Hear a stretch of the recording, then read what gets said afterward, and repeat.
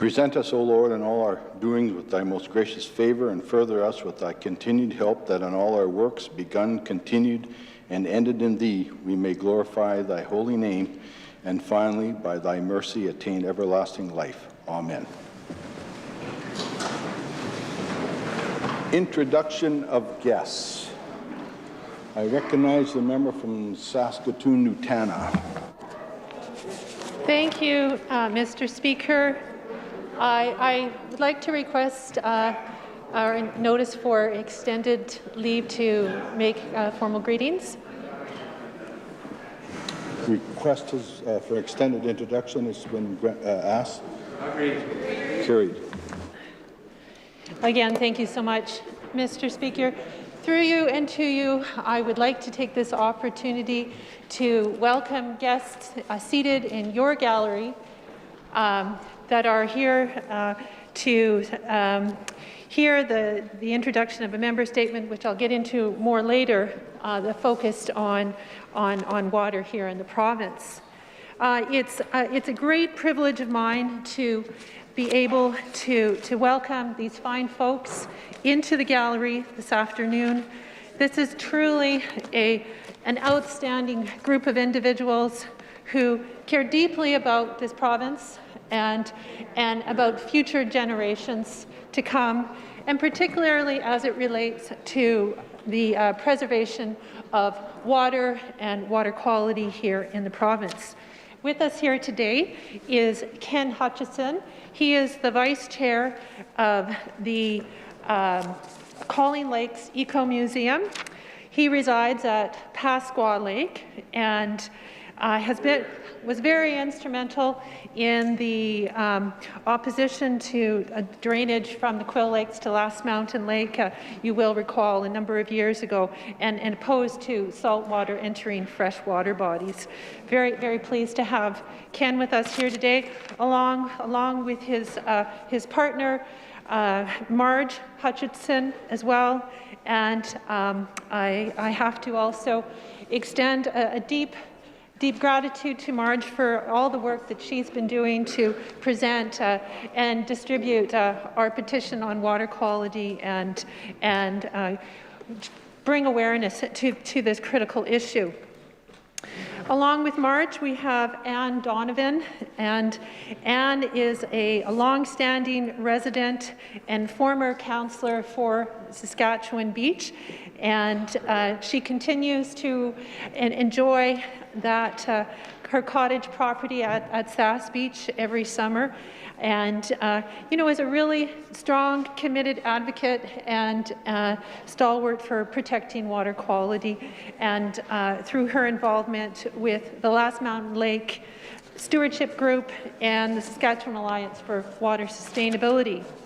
Also present in your gallery here today, Mr. Speaker, is Jeff Olson. Jeff Olson is a former provincial employee and a very strong advocate for water quality. He is the managing director of the Citizens Environmental Alliance and concerned about water management in general in the province and farm drainage, and very committed to fighting the good fight for future generations. To that end, Mr. Speaker, he has also brought his daughter. Cheyenne Olson is also present in the gallery today. It's very heartwarming to have Cheyenne here to observe the democratic process here in the gallery, in the Assembly, and for her taking that bold step forward to take an active role in ensuring that justice is served when it comes to water management in our province. Welcome, Cheyenne. She's missing school today, but I'm sure she's going to get an excellent education through her attendance here today in the gallery. Also present is Lorna Fulton. Lorna is, in fact, a former page and tour guide here in the Saskatchewan legislature. I overheard her say that the cafeteria looked exactly the same as it did back then, and She's really excited to be back here after spending many years working in Ottawa as a federal public servant, serving Lauren Taylor and working on major projects. She brings a wealth of knowledge and experience. And as somebody who has returned to the province, residing at Kitepwa Lake, and since her return has become very concerned about the state of water and water quality here in our province, and has decided to take an active role in addressing issues of green algae growth.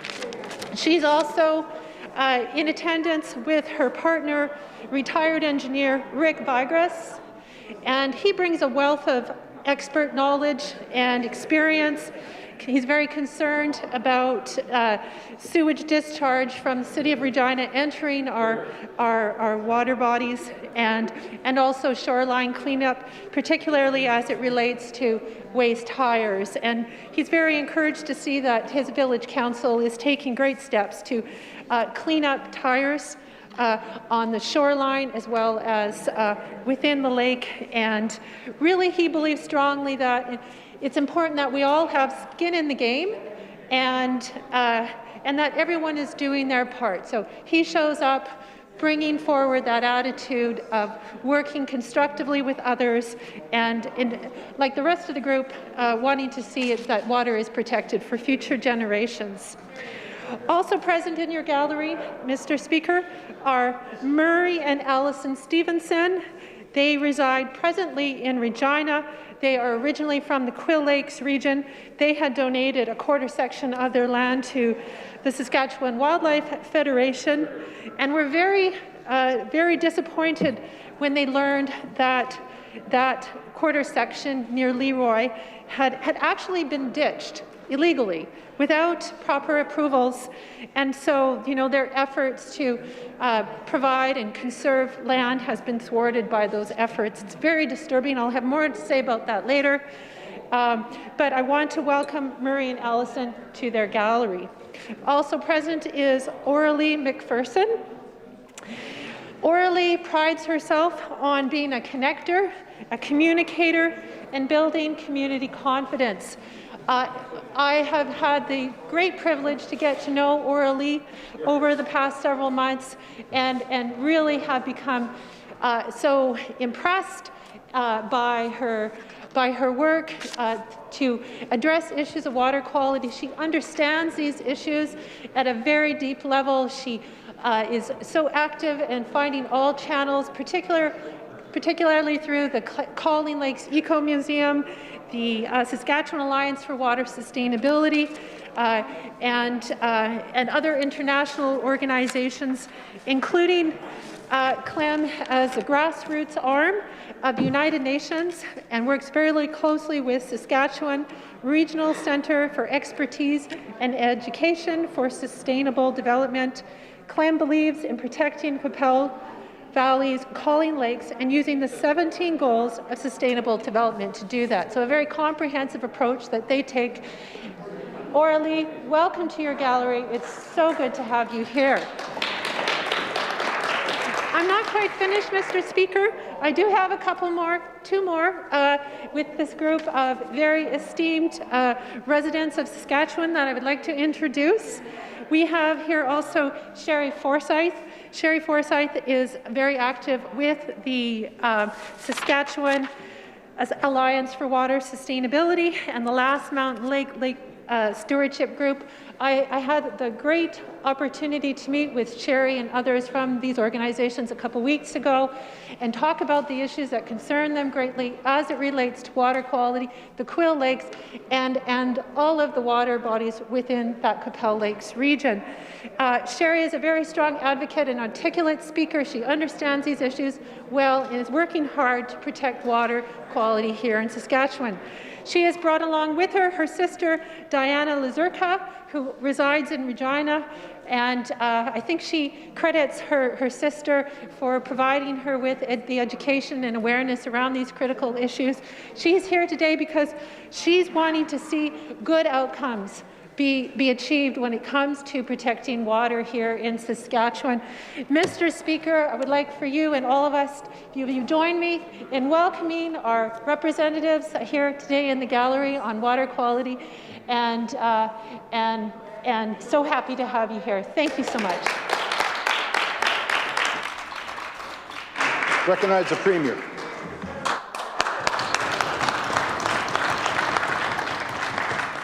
Mr. Speaker, on behalf of the government, through you and to all members of this Legislative Assembly, I know there's a number of folks here that are eventually going to be recognized by the Minister of Advanced Education and a number of others, but I wanted to just take the opportunity first to introduce a couple of former colleagues of mine, Mr. Speaker, as well as yours, and that is one, Rob Norris, who is here today. I know on a number of different meetings, Rob served in the cabinet of the government, served with the Saskatchewan Party for a number of years, not near as many years as the gentleman in the front row, Mr. Speaker. Dan Dochemont. Mr. Speaker, I just wanted to acknowledge and welcome a couple of former colleagues of all of us in this Assembly, or many of us that were elected for so many years, again, not as many years as Dan, but welcome both of these former colleagues and friends of mine to their Legislative Assembly. Hear, hear. Recognize the Leader of the Opposition. Speaker, I'd like to join the Premier in welcoming all of our guests here today, but in particular those former legislative colleagues. Great to see Mr. Norris. I didn't get the chance to be on the floor when you were, but I've heard many stories of your eloquence and persistence in your roles. And I also really value the work that you're doing with the Canadian Light Source, and welcome all of the folks joining us from the Canadian Light Source. We had a chance to tour through the facility a couple of years ago now, and I was just so impressed by the wide variety of scientific research, the incredible contribution that Light Source makes, not just to the U of S, not just to Saskatoon, but to Saskatchewan and to the entire world in the knowledge that's developed there, and was impressed by your commitment and knowledge to that project. I also want to recognize Mr. Dochemont. Good to see you, Speaker Dan. You know, I was thinking as the Speaker and clerks and Sergeant-at-Arms walked in, we didn't know when to stand if we didn't watch Dan. He always had the exact right moment, not a second too early.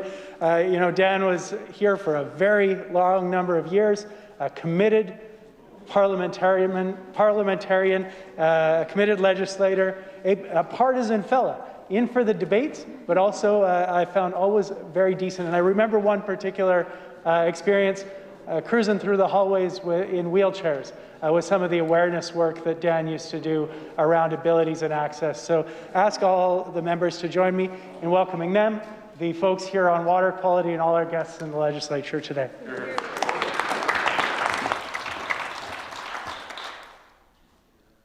Recognize the Minister of Highways. Well, thank you, Mr. Speaker. I would like to join with the member from Newtown on welcoming all the people here, looking at the water end of it, because I'm also Minister of Water Security, and I'm hoping that they're here to hear about all the good things that water security is working on to try and improve the life for everybody within this province, and to make economic gains and to help our producers within the province on water security. So thank you.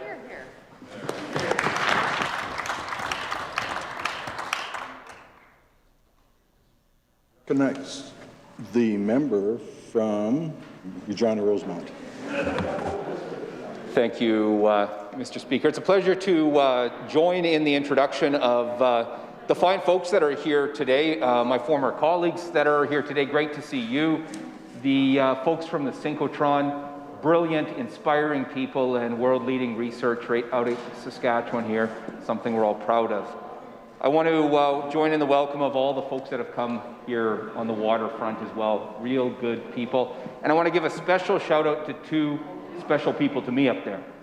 Marge and Ken Hutchison are amazing citizens of their community and of their province. They give back in so many ways. They're incredible volunteers. They're citizens that are engaged in good governance of this province. They care about things like water and the environment. They care about making sure supports are there for people. These two people are vibrant, hardworking citizens that really represent the best of Saskatchewan. I thank them for their friendship. I thank them for their investment in the interests of Saskatchewan people. And many might also know Marge. She's a famous actor from a SaskTel commercial that we might all see. So it's a pleasure to have a famous actress here as well. My pleasure to welcome Marge and Ken Hutchison to their assembly. Recognize the member from Last Touchwood. Thank you, Mr. Speaker. I, too, want to join in welcoming the members to their Legislative Assembly, and a big shout-out to Rick Vigrass. We've had coffee together and discussed many of the issues around Katepo Lake and all of the lakes in my constituency. So, to you and through you, Mr. Speaker, welcome to your Legislative Assembly. Recognize the Minister of Advanced Education. Very much. It's a pleasure to introduce in the Speaker's Gallery a group from the Canadian Light Source, a group of scientists and administrators. They are Dr. Lucia Zuin, Ms. Catherine Jansen, Dr. Chithra Karuna Karen, Ms. Sandra Ribeiro, and Mr. Norris has been the third time now, I guess, Dr. Giuliani Botten, Mr. Bill Matiko. Mr. Speaker, we all know the great work that's done at the CLS, one of the largest science infrastructure projects in our country. Many members this morning heard from this delegation about the amazing research being done right here in Saskatchewan by Saskatchewan-born scientists, but also we attract many scientists from right around the world to Saskatoon. We look forward to all the work being done in the future to solve the world's problems and help our economy into the years ahead. So we welcome this delegation here this afternoon. Thank you. Recognize the member from Saskatoon University. Mr. Speaker, to you and through you, I'd like to join the minister in welcoming our delegation from CLS today. We, as the MLA for Saskatoon University and the critic for advanced education and innovation, some of my colleagues and I had a chance to hear from the CLS delegation just earlier today on some of the fine work that they're doing. Mr. Speaker, the Canadian Light Source is world-class in terms of the scientific advancements it has enabled in health, agriculture, energy and environment, as well as advanced materials. So I just would like to extend a warm welcome to you all and thank you for taking the time to present to us today. Welcome to your legislature.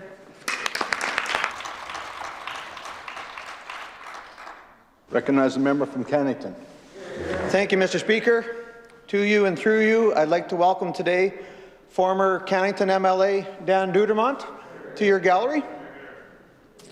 Dan was a founding member of the Saskatchewan Party, a 29-year member of this assembly, and I could go on, but I won't. But talking to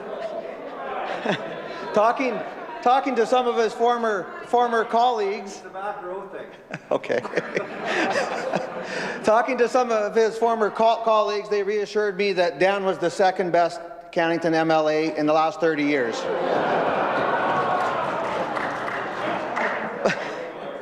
But truthfully, Mr. Speaker, Dan is, I believe, the second longest serving MLA in the province, and I wish to thank him for being here today and thank you for all his years of service.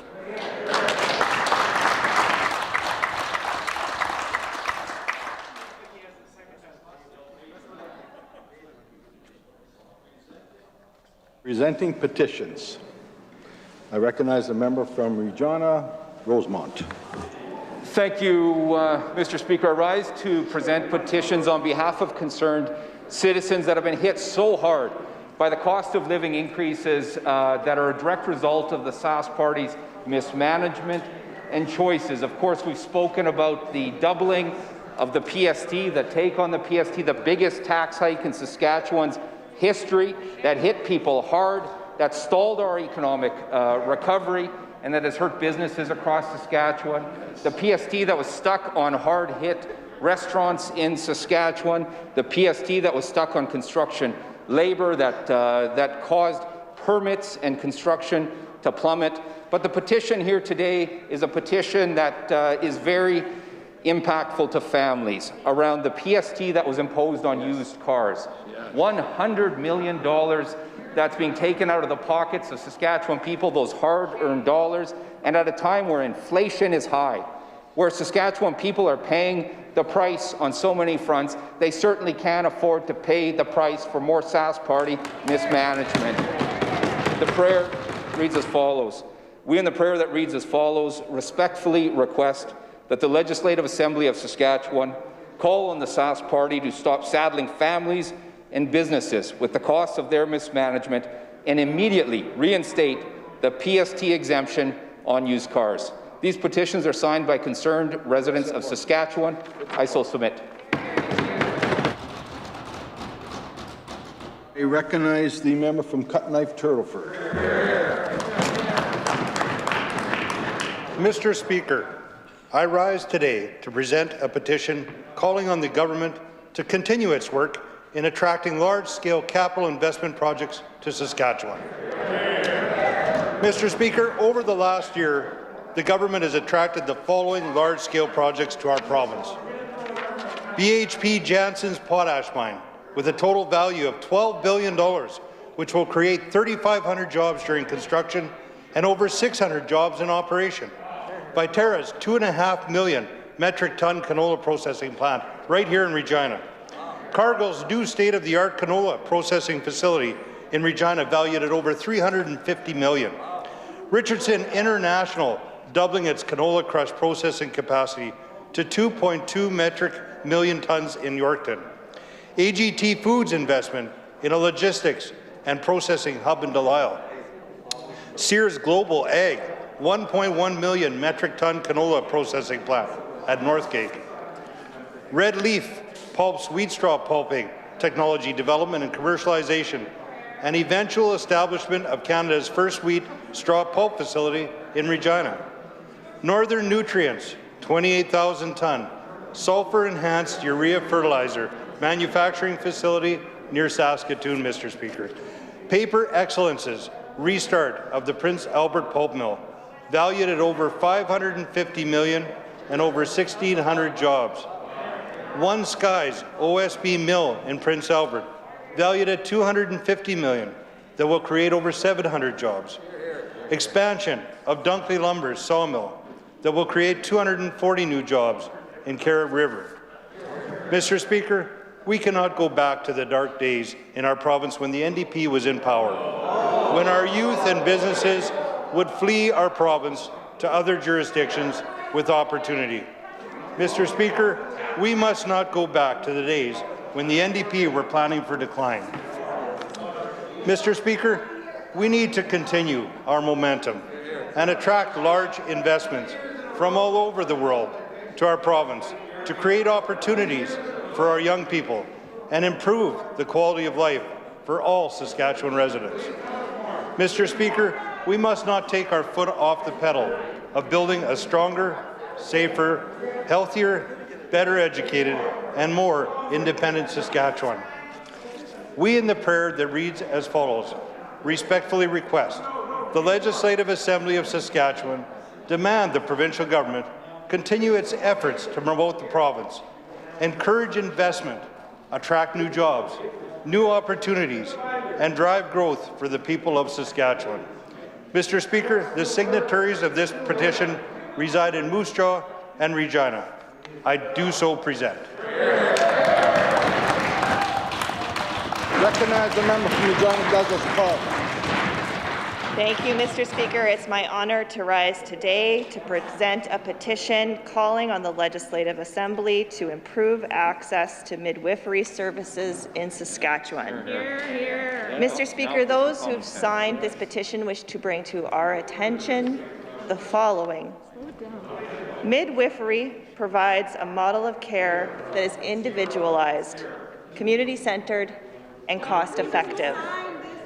Wait lists for midwifery care in Saskatchewan are extensive, and many people who wish to access midwifery services are unable to do so. Give us more. Midwife-facilitated births amounted to only 2.9% of babies born in 2019, with demand far exceeding the limited supply of midwives that are currently in our province. According to the Canadian Association of Midwives, 53% of people seeking midwifery care in Saskatoon are turned away due to lengthy wait lists. Expanding midwifery services makes sense for pregnant people and families, and it makes sense for our province's fiscal well-being. Mr. Speaker, I benefited from the care of a midwife for my firstborn and my second-born child. I know that not all people in Saskatchewan are lucky enough to have midwifery care that want midwifery care. I'd like to read the prayer. We, in the prayer that reads as follows, respectfully request that the Legislative Assembly of Saskatchewan call on the Government of Saskatchewan to introduce a post-secondary midwifery training program in the province. Mr. Speaker, the individuals signing this petition today come from Regina and Sedley. I do so present.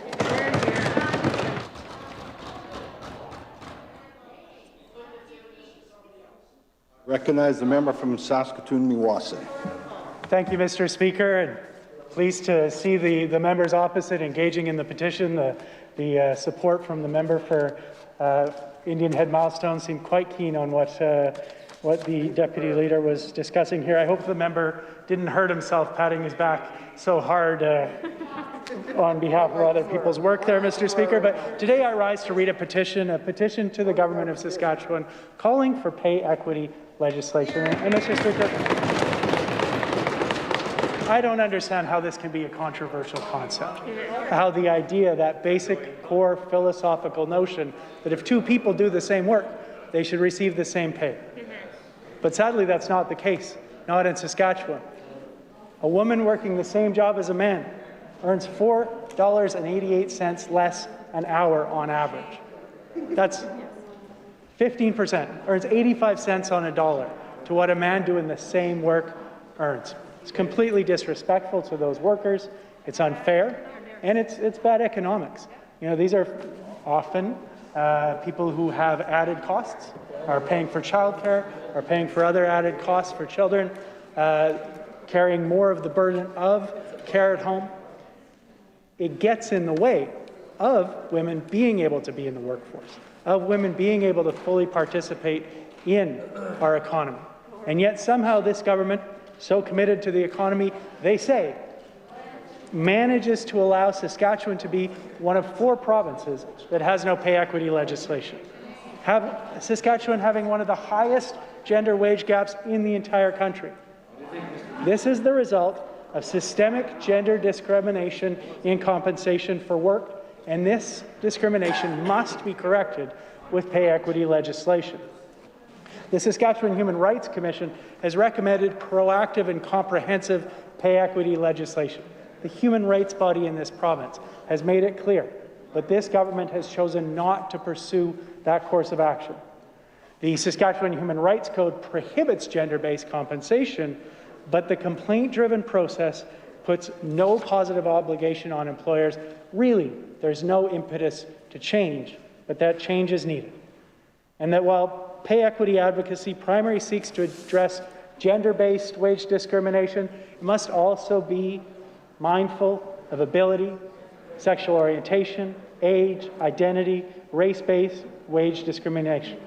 So we, in the prayer that reads as follows, respectfully request that the Legislative Assembly of Saskatchewan call on the government to introduce pay equity legislation. Mr. Speaker, this petition is signed by people from here in our capital city of Regina.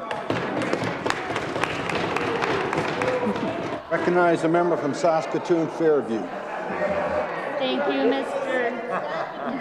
you, Mr. Speaker. I rise today to present a petition to the Government of Saskatchewan to restore microbiology lab services in rural Saskatchewan. I had the opportunity to visit Yorkton this fall, Mr. Speaker, and hear directly from the workers who have been impacted by this change and their complete lack of understanding of why this government would take this step, that they feel abandoned in rural Saskatchewan, and that they see this government not having their back. These citizens wish to bring to our attention that the government of Saskatchewan is cutting life-saving microbiology testing from the Yorkton Regional Hospitals. Samples will now be sent to Regina for processing. The Yorkton lab currently processes thousands of tests each year. The government says there won't be a delay in processing, but with one courier a day from Yorkton to Regina, if you're not there by the cutoff time, your specimen will not get to the Regina lab until the next day. And this poses significant health risks to those who are in hospital locally waiting for those test results if they can't be diagnosed and treated in time. So if there are any delays, if roads are impassable by snow, samples will not get to Regina in a timely manner. Their treatment will be delayed. We know that the centralization of health services in Regina increases the workload for staff in Regina and erodes our community's ability to recruit and retain medical professionals. And that lab staff in Yorkton have the skills, expertise, and know-how to get tests processed in a timely manner. I'll read the prayer. We, in the prayer that reads as follows, respectfully request that the Legislative Assembly of Saskatchewan call upon the Sask Party government to immediately restore rural lab services and ensure that residents of Yorkton and area have community-based microbiology testing on a go-forward basis. This petition is signed by individuals from Yorkton and Regina, Mr. Speaker. I do so present. Hear, hear, hear. Recognize the member from Regina University. Thank you, Mr. Speaker. It's my privilege and my pleasure to rise today and present a petition to the Legislative Assembly calling for the funding of in vitro fertilization or IVF treatments in Saskatchewan. Mr. Speaker, the undersigned residents of the province of Saskatchewan wish to bring to our attention the following: that 1 in 6 couples in Canada experience infertility. Think of all the people in Saskatchewan right now struggling with this, Mr. Speaker, wondering if their ability to have a family is going to be based on their ability to afford it. That IVF treatments are prohibitively expensive for many, with one cycle typically costing at least $10,000. In addition to that, Mr. Speaker, the medicine, the drugs that you need to initiate that and to proceed with that treatment cost anywhere between $2,000 and $7,000. Mr. Speaker, that is out of reach for the vast majority of people, even those amongst the wealthy. Despite public health care being a right in Canada, there is no government financial support for Saskatchewan couples pursuing IVF treatments. And that Saskatchewan people's ability to conceive should not depend on their socioeconomic status. Mr. Speaker, the money these families have to spend on fertility treatments could be better spent in the local economy, saving for retirement, purchasing a house in this beautiful province, or simply saving. Other provinces, Mr. Speaker, have created programs that financially assist in providing IVF treatments to those struggling to conceive. And, Mr. Speaker, investing in people determined and trying to grow their families here, right at home in Saskatchewan, makes economic sense. Mr. Speaker, I will read the prayer. We, in the prayer that reads as follows, respectfully request that the Government of Saskatchewan immediately move to cover the financial burden of 2 rounds of IVF treatment for Saskatchewan people experiencing infertility. Mr. Speaker, the signatories of this petition reside in Weyburn and Colgate, Saskatchewan. I do so present.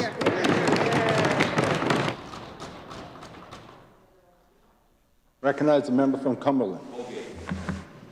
Mr. Speaker, I rise to present a petition to reject the proposed Lambert-Peat Moss development. Many good northern residents, local trappers, traditional land users, leaders are opposed to the proposed peat moss mine near La Ronge. The Lac La Ronge Indian Band is opposed. I've talked to the Métis leaders in the area. They are opposed. I've talked to municipal leaders who are opposed. I've talked to children or young people who understand the value of traditional lands. I've talked to many of them, and they're opposed to this. They're very concerned about what the muskeg does and how it protects and how it cleans Mother Earth, and they speak well about it. Our elders are very concerned. Our traditional users are very concerned, and they're asking government, please do not do this. And I think sometimes when we have individuals, and so many of them, Mr. Speaker, asking a government to please halt, don't do more damage. We need to work together. We need to hear our leaders. We need to hear our traditional land users. Those elders who have the knowledge, they're our knowledge keeper. We need to hear what they're saying. When we talk to a government that says it's supposed to consult, it's supposed to work with its residents, here's a government that's not, and it's very clear. The good people of the North and all over the province are asking. But not only is it signatures on this petition, online petition has over 20,000 names on that petition. People are making it very clear. They're concerned, and they want their government to hear their voice very loud and clear. Mr. Speaker, I have talked to different individuals, even the young people in our schools. They're educating themselves about the concern and the worry that they have about the next generation, and that's important. Our elders, our teachers are doing that in the classroom. They're trying to. So, Mr. Speaker, if our young people are asking the government, they're the next generation, they want to make sure you're taking care of the land, making sure Mother Earth is okay. Mr. Speaker, I could go on, but I'm going to go to the prayer. But I wanted the government to understand how concerned and serious this is being taken back home. And the rest of the province, I know a lot of people are signing the online petition. So I'll read the prayer, Mr. Speaker. We in the prayer that reads as follows, respectfully request that the Legislative Assembly of Saskatchewan call on the provincial government to protect the boreal forest and reject the proposed Lambert-Peat Moss development. Mr. Speaker, this petition is signed by the many good people of northern Saskatchewan. I so present. Recognized member from Saskatoon University. Thank you, Mr. Speaker. I'm glad to present our petition for the first time today calling for paid sick leave. Mr. Speaker, we know that access to paid sick leave in our province is far from universal. Less than half of Saskatchewan workers have access to paid sick leave when they become ill, when they need to recover from minor injury, or when they must self-isolate due to exposure from COVID-19. Often these are our province's lowest income workers. Mr. Speaker, many of these underpaid and underprotected workers are the very same workers who have been lauded by this government as the pandemic's frontline heroes. The very people who kept our economy functioning, going into their jobs and risking their well-being so that Saskatchewan people could continue to access important and essential services. It's time for this government to step up, Mr. Speaker, and show leadership in implementing this key element of progressive labour policy. It's time that all Saskatchewan workers are afforded the dignity, respect and security that will come with guaranteed paid sick leave. Those who have signed the petition wish to bring to our attention the following points. A healthy workforce is good for the economy. Lives could be saved if workers could afford to stay home when they're sick. No one should have to make the choice between going to work sick or risking the roof over their head by staying home. Workers, doctors, public health officials have all called for paid sick leave in Saskatchewan. The official opposition has twice now introduced paid sick leave legislation since the onset of the pandemic, calling for a minimum of 10 paid sick days each year and 14 days during a public health crisis. Mr. Speaker, I'll now read the prayer. We in the prayer that reads as follows, respectfully request that the Legislative Assembly of Saskatchewan call on the Government of Saskatchewan to introduce and pass paid sick leave legislation. Mr. Speaker, the petition today has been signed by residents of Sedley and Regina. I do so present. Recognize the member from Regina Elphinstone Centre. Thank you, Mr. Speaker. It's a pleasure to be on my feet again today to present a petition on the Saskatchewan Income Support Program, or SIS. This is a petition that we've been presenting every day this session, and it calls on this government to make changes to the new SIS program.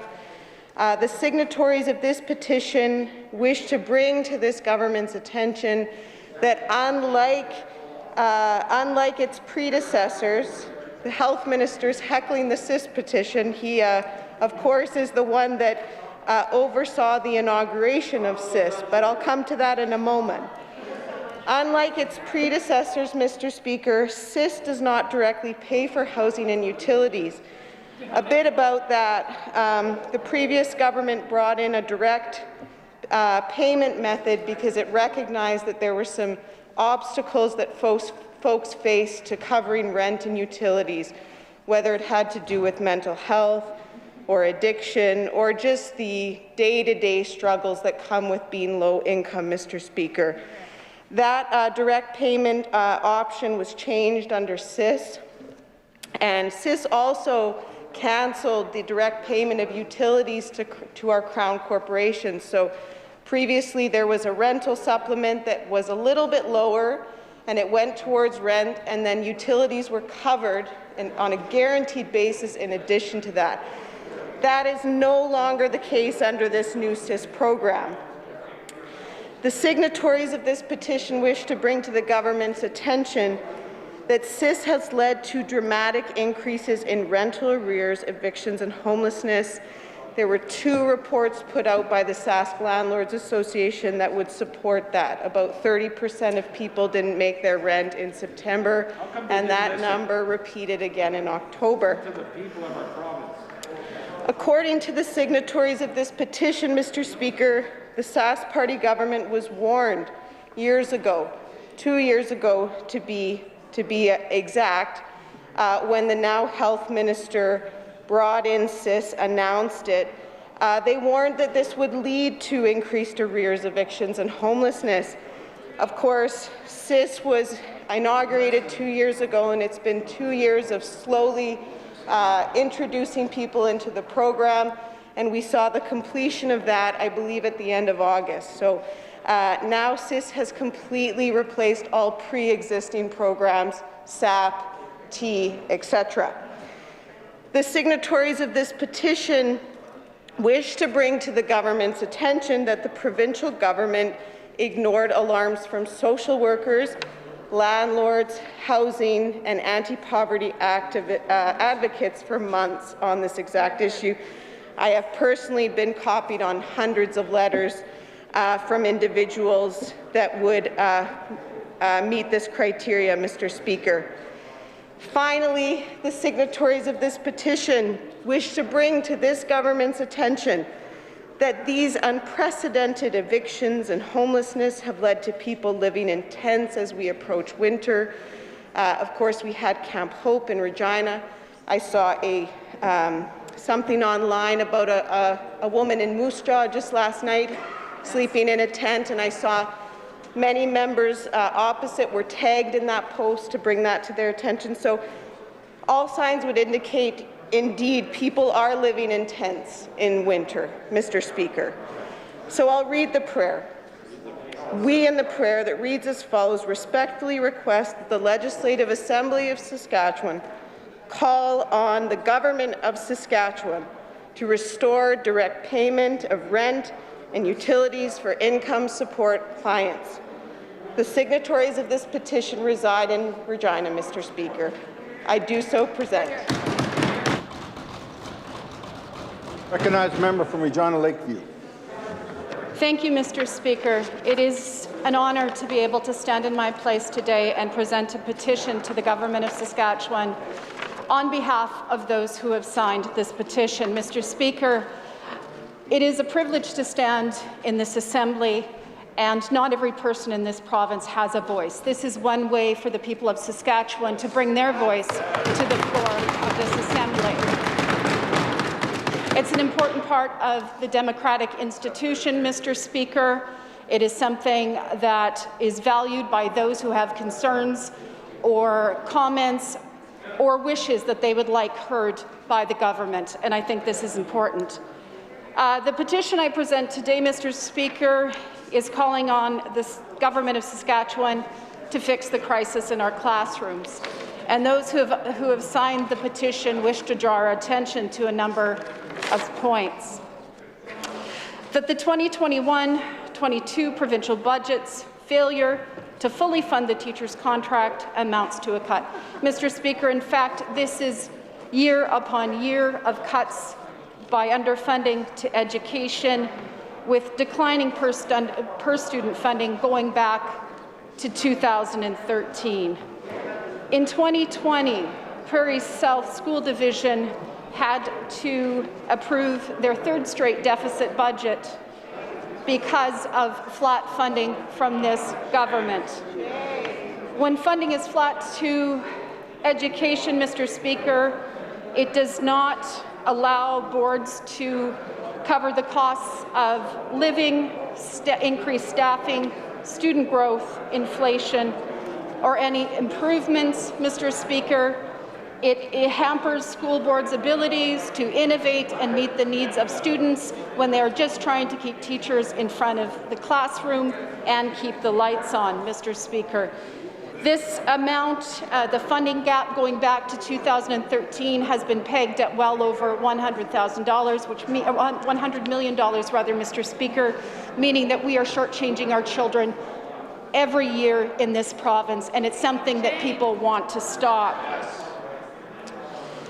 The Saskatchewan Party's cuts mean, as I've said, falling per student funding and fewer supports for students, which is always important, Mr. Speaker, but is especially important as we attempt to recover from the COVID-19 pandemic. The UN has described this as a generational catastrophe for students, Mr. Speaker, and those who've signed the petition would agree with that. They also want us to know that the Sask Party government's cuts leave educators and support staff without the resources that they need to support a pandemic recovery. I'll read the prayer. We in the prayer that reads as follows, respectfully request that the Legislative Assembly of Saskatchewan call upon the Sask Party government to immediately fix the crisis in our classrooms by providing stable and adequate funding for public education in Saskatchewan. Mr. Speaker, those who have signed this petition today reside in Saskatoon. I do so present. Recognize a member from Saskatoon, Utana. Thank you, Mr. Speaker. I will try to raise my voice above the din in the Assembly so that I may be heard by my guests here in the Assembly. They're having trouble hearing, Mr. Speaker. I wish to present a petition to the Government of Saskatchewan to protect Saskatchewan's water supply. Mr. Speaker, it is my great privilege and honour to present this petition on behalf of the many signatories to this petition, and I would not have that distinct pleasure and great honour if it were not for the fact that the people that are seated in this gallery today have worked so hard to submit it, circulate it, and ensure that they could sign it. They wish to bring to your attention, Mr. Speaker, that water is life and that it deserves to be protected. This past summer, I met with a group of stakeholders in Lumsden, and we called on this government at that time to take action to address the state of our water quality as we were heading into a very hot summer, and indeed it was a record-breaking summer. We had drought conditions, and the threats to habitat and ecosystems were exacerbated. Not only that, we've continued to see how wild, wet weather, drought, fire has continued to run rampant across the environment, affecting bridges and infrastructure right across the province. So the people of the province want you to understand and bring to your attention that water is essential for human health, recreation, the health of our ecosystems, and our economy. Also, that research from the University of Regina shows the water quality of Saskatchewan lakes is getting worse. I think that stands in direct contrast to information posted on the Water Security's website that is not representing the true state of our water here in the province. It's also important to note that the provincial auditor has noted that Saskatchewan's lack of a wetland policy negatively impacts water quality and that significant work remains to better regulate drainage. It's also stated on this petition, Mr. Speaker, that Saskatchewan sat idle as our water supply was threatened by the Government of Alberta's decision to rescind their coal development policy, and that the provincial government needs to take an active role in opposing policies that have downstream impacts on Saskatchewan rivers and deltas. And certainly with the proposed irrigation project, which has been touted as transformational, once-in-a-generation kind of a project, that the absence of wetland policies, as identified by our provincial auditor, is going to run against our ability to properly ensure development of any kind of major projects regarding water here in the province. Not only that, but we've seen that there has been a lack of enforcement, and when asked about this in committee, the Minister for Water Security indicated to me that he would take his time to get it right. That is totally insufficient and inexcusable. The time to act is now. These recommendations from the provincial auditor have been outstanding for 4 years, and that's far too long.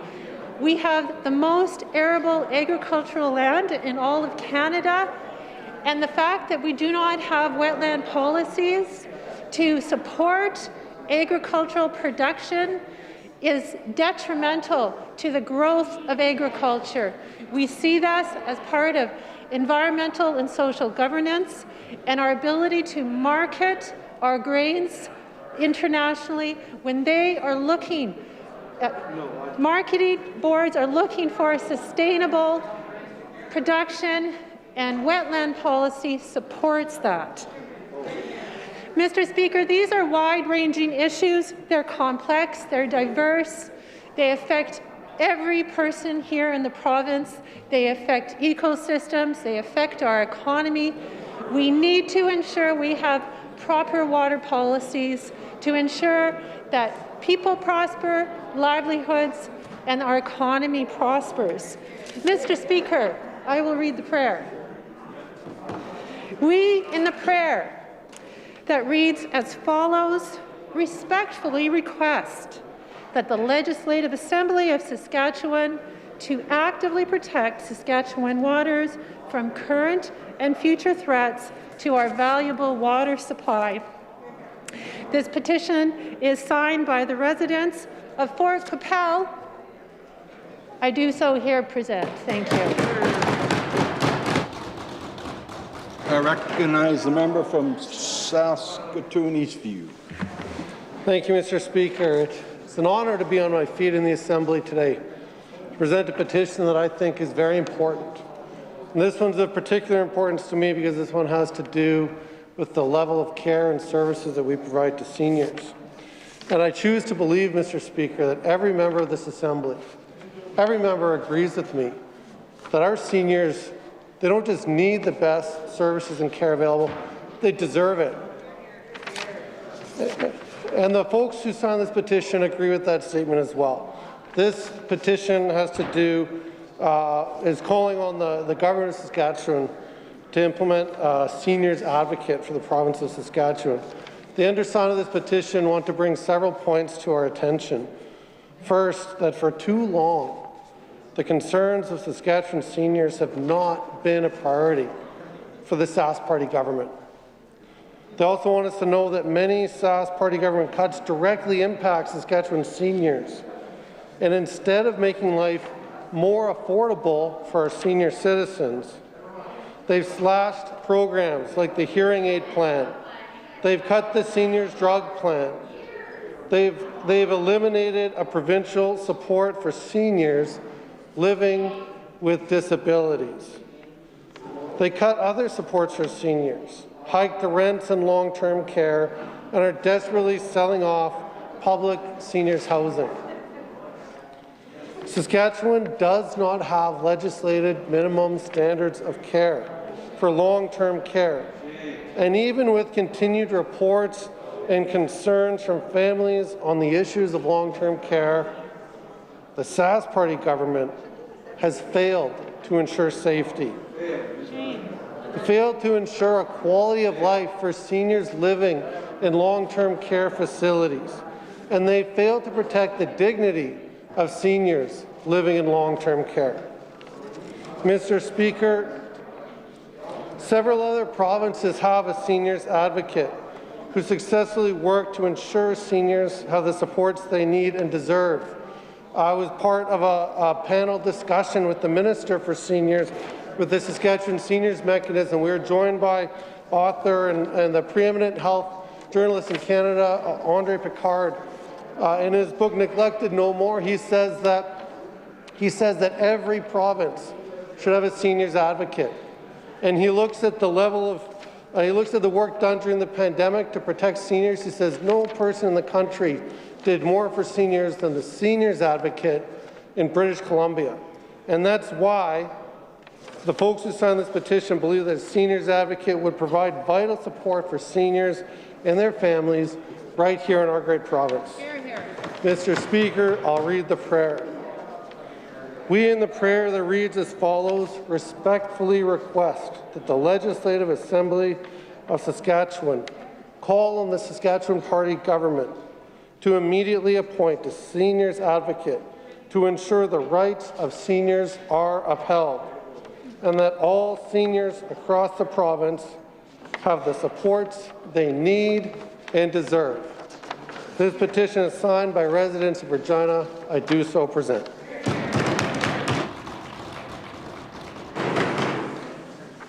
Okay, colleagues, obviously that was a display of petitions that were to the extreme. I'll read again what I have stated other times. Remind all members, according to Rule 16(3)(b) in the Rules and Procedures of the Legislative Assembly of Saskatchewan, when presenting petitions, a member may read the prayers and provide a general explanation of the subject and location of the petition. No debate or any other matter on or in relation to the petition is permitted. So I agree. I have been in the past shutting these petitions down. It got started. One side did it. The other side joined in. Tit for tat. That's fine. Everyone's made their point. I can rule every time. Every time somebody gets up, I'll shut you down. This is for both sides. It's for both sides, don't forget, but naturally one party does petitions more than the other side.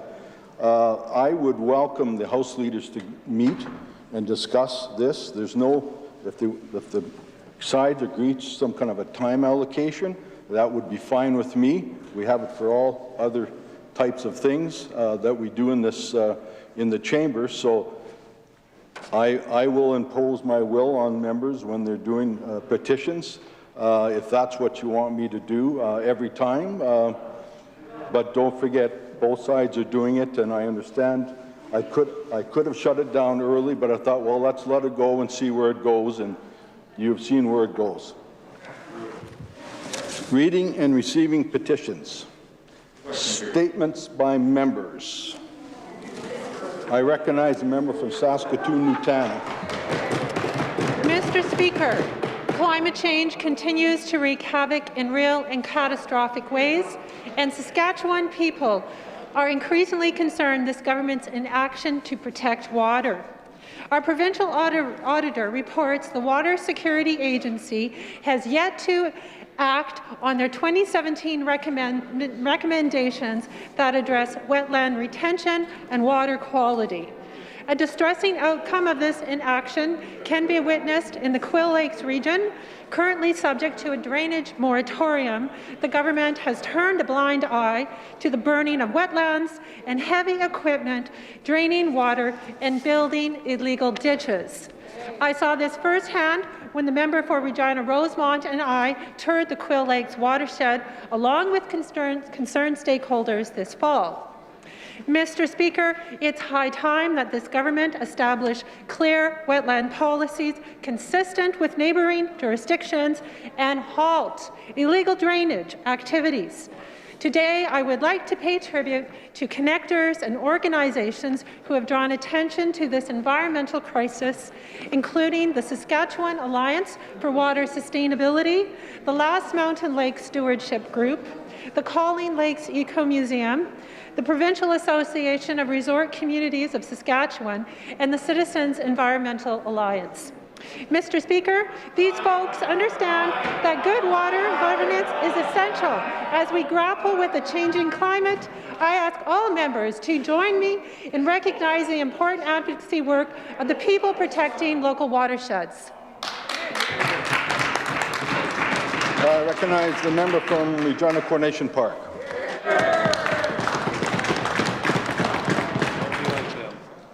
Thank you, Mr. Speaker. Saskatchewan was the first province in the country to pass multiculturalism legislation, the Multiculturalism Act. This year, Saskatchewan Multicultural Week is celebrated November 20th to the 28th to honour and recognize those in our community. Each year, the Multicultural Council of Saskatchewan organizes and publicizes events around this week to celebrate the richest of our diversity. Their theme this year is Together We Make Saskatchewan Strong. In past years, the event has been held multiple times at Government House and hosted by the Lieutenant Governor of Saskatchewan. Mr. Speaker, at the heart of this event are the Multicultural Awards. These are presented to some very deserving people who have made an impact on our province through their work and leadership in support of multiculturalism, and this was truly the case where all the nominees were worthy of recognition. This past Saturday, the event was held at Wanuskewin Heritage Park. I would like to congratulate Ninu Sajdev of the Regina Immigrant Women's Centre on being awarded the Leadership Award, and Bayaling Tony for the Youth Leadership Award. Mr. Speaker, the Multicultural Council of Saskatchewan works all year long in support of multiculturalism and fighting racism. Thank you, Executive Director Rhonda Rosenberg, staff, and board for your leadership. We believe in our provincial motto, for many people's strengths, and we support the ongoing work done by the Multicultural Council of Saskatchewan. Thank you. I recognize the member for Saskatchewan Rivers. Thank you, Mr. Speaker. The spirit of the Charter has been lost in Saskatchewan and is being abused under the tyranny that has arisen since the advent of the COVID narrative. Over the past 2 years, Saskatchewan has seen a sweeping change in the way government respects various constitutional freedoms, such as freedom to assemble and hold peaceful rallies. Now the government wants to lock down our beautiful legislature, the People's Building. In order for government to take certain actions, they have to demonstrate and justify what it is they are proposing to do. The government has not justified its data to use as an excuse to suspend the rights of Saskatchewan citizens or amend Bill 70, Security Within the Legislative District. The fear-mongering and scapegoating is demonstrating a decline in the ethical standards of Saskatchewan society. If we uphold the rule of law, why does Saskatchewan need isolation camps, snitch lines, extra security detail for the Premier, and sheriffs for the People's Building? Government is instigating aggression, not the people. Saskatchewan people continue to express their ideas, hope, and encouragement to help right this ship. Let them help. Let the people help. The captain needs to listen to his leaky ship as he navigates this rocky climate it currently sails in. Thank you, Mr. Speaker. Recognize a member from Cuttknife Turtleford. Thank you, Mr. Speaker. Today I would like to recognize and congratulate Jack Robson and Warren Iverson on their published book, Saskatchewan Elevators, that's been 25 years in the making. It all began when Jack and Warren met each other and discovered they both had been collecting photographs over the years of Saskatchewan grain elevators.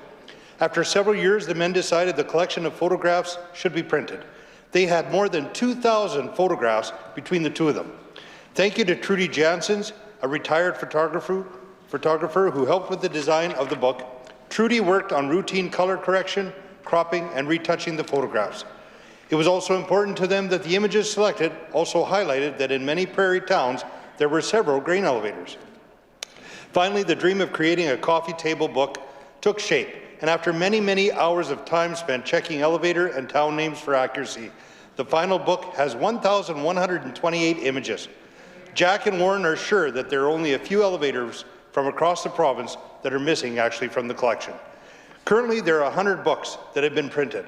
After orders are filled, they plan to give books to some libraries and senior centres across the province. This project is a non-profit venture and truly a dream come true for Warren and Jack. Mr. Speaker, I would ask that all members of this Assembly join me in congratulating Jack Robson, Warren Iverson, and Trudy Janssens on their amazing publication. Thank you. Recognize the member from Melville-South. Thank you, Mr. Speaker. I was joined by the member from Last Mountain Touchwood. I was very pleased to participate with dignitaries from Melville, suppliers from across Canada on another grand opening in Melville. August 25th was a great day for Kakawistahawk First Nations, led by Chief Evan Tapatat, as they celebrated the grand opening of the Kehew Fabco facility in the Rail City and surrounding area. The facility they purchased was previously owned and operated by Babcock & Wilcox Canada. The Kehew Fabco plant will fabricate steel and assemble large equipment for a variety of industries, including mining and oil and gas. The company has spent a good part of the last year installing and refurbishing what's state-of-the-art equipment like the Lincoln Python X SPG beamline plasma cutter, which is a machine used to cut steel beams with incredible efficiency. They also installed a welding robot that assists in welding pipes and reducing errors, and a number of other machines that are used to create building structures and supports, including 3D modeling software, 3D laser scanning, and a virtual reality capture. The company currently has 9 full-time staff members working out of the Melville location, with hopes to bolster its employment into the triple digits over the next year. Kehew Fabco, Kakawistahawk First Nation, other First Nation bands in the area are working with Parkland College and other local institutions to develop a robust job training strategy. This will prepare local Indigenous students with experience in the trades as a means to ensure those new hires be ready to take advantage of the jobs and work that will come as Saskatchewan continues to build better. Recognize the member from Saskatoon-Willow Grove. Thank you very much, Mr. Speaker. There was a moose on the loose a couple of weeks ago in the Saskatoon-Willow Grove constituency. On November 16th, Conservation Officer Sergeant Chris Meyer visited Dr. Sylvia Fedoric Elementary School in the Evergreen neighbourhood of Saskatoon to meet and discuss the wild moose chase with students and staff. The moose in question, who some have named Elliot, was tranquilized and later safely released into the wild. Sergeant Meyer explained the role conservation officers hold in protecting our wildlife and the environment, and offered some great tips in dealing and encountering wildlife in the city. Members from the Saskatoon Police Service and the Saskatchewan Association of Conservation Officers on hand gave out stuffed moose souvenirs to students and answered any questions that they had. Mr. Speaker, this exemplifies the importance of our conservation officers in Saskatchewan and the important work that they do in both education and engagement here in our province. While visits from wildlife in the city are uncommon, conservation officers are always there to lend a hand. Mr. Speaker, I'd like to ask all members to thank Officer Meyer, the Saskatchewan Association of Conservation Officers, and the Saskatoon Police Service for taking the time to educate our students about this most important topic. Thank you, Mr. Speaker. Recognize the member from Batoche. Thank you, Mr. Speaker. Mr. Speaker, our government recently announced the introduction of Saskatchewan Trafficking Response Team, or STRT. In recent years, we've seen an increase in criminal activity tied to organized street gangs. These gangs bring illegal weapons, drugs, and human trafficking to Saskatchewan through established trafficking corridors. The repercussions of this criminal act have been felt across the province. As a response to this concerning trend, we are proud to introduce the new Intelligence and Enforcement Team dedicated to tackling illegal weapons, drugs, and human trafficking. STRT will investigate these criminal activities proactively, leverage dedicated resources, and introduce interprovincial collaboration to target trafficking in Saskatchewan. It will have 3 offices strategically located in Lloydminster, Estevan, and swift current, close to provincial boundaries and established trafficking corridors.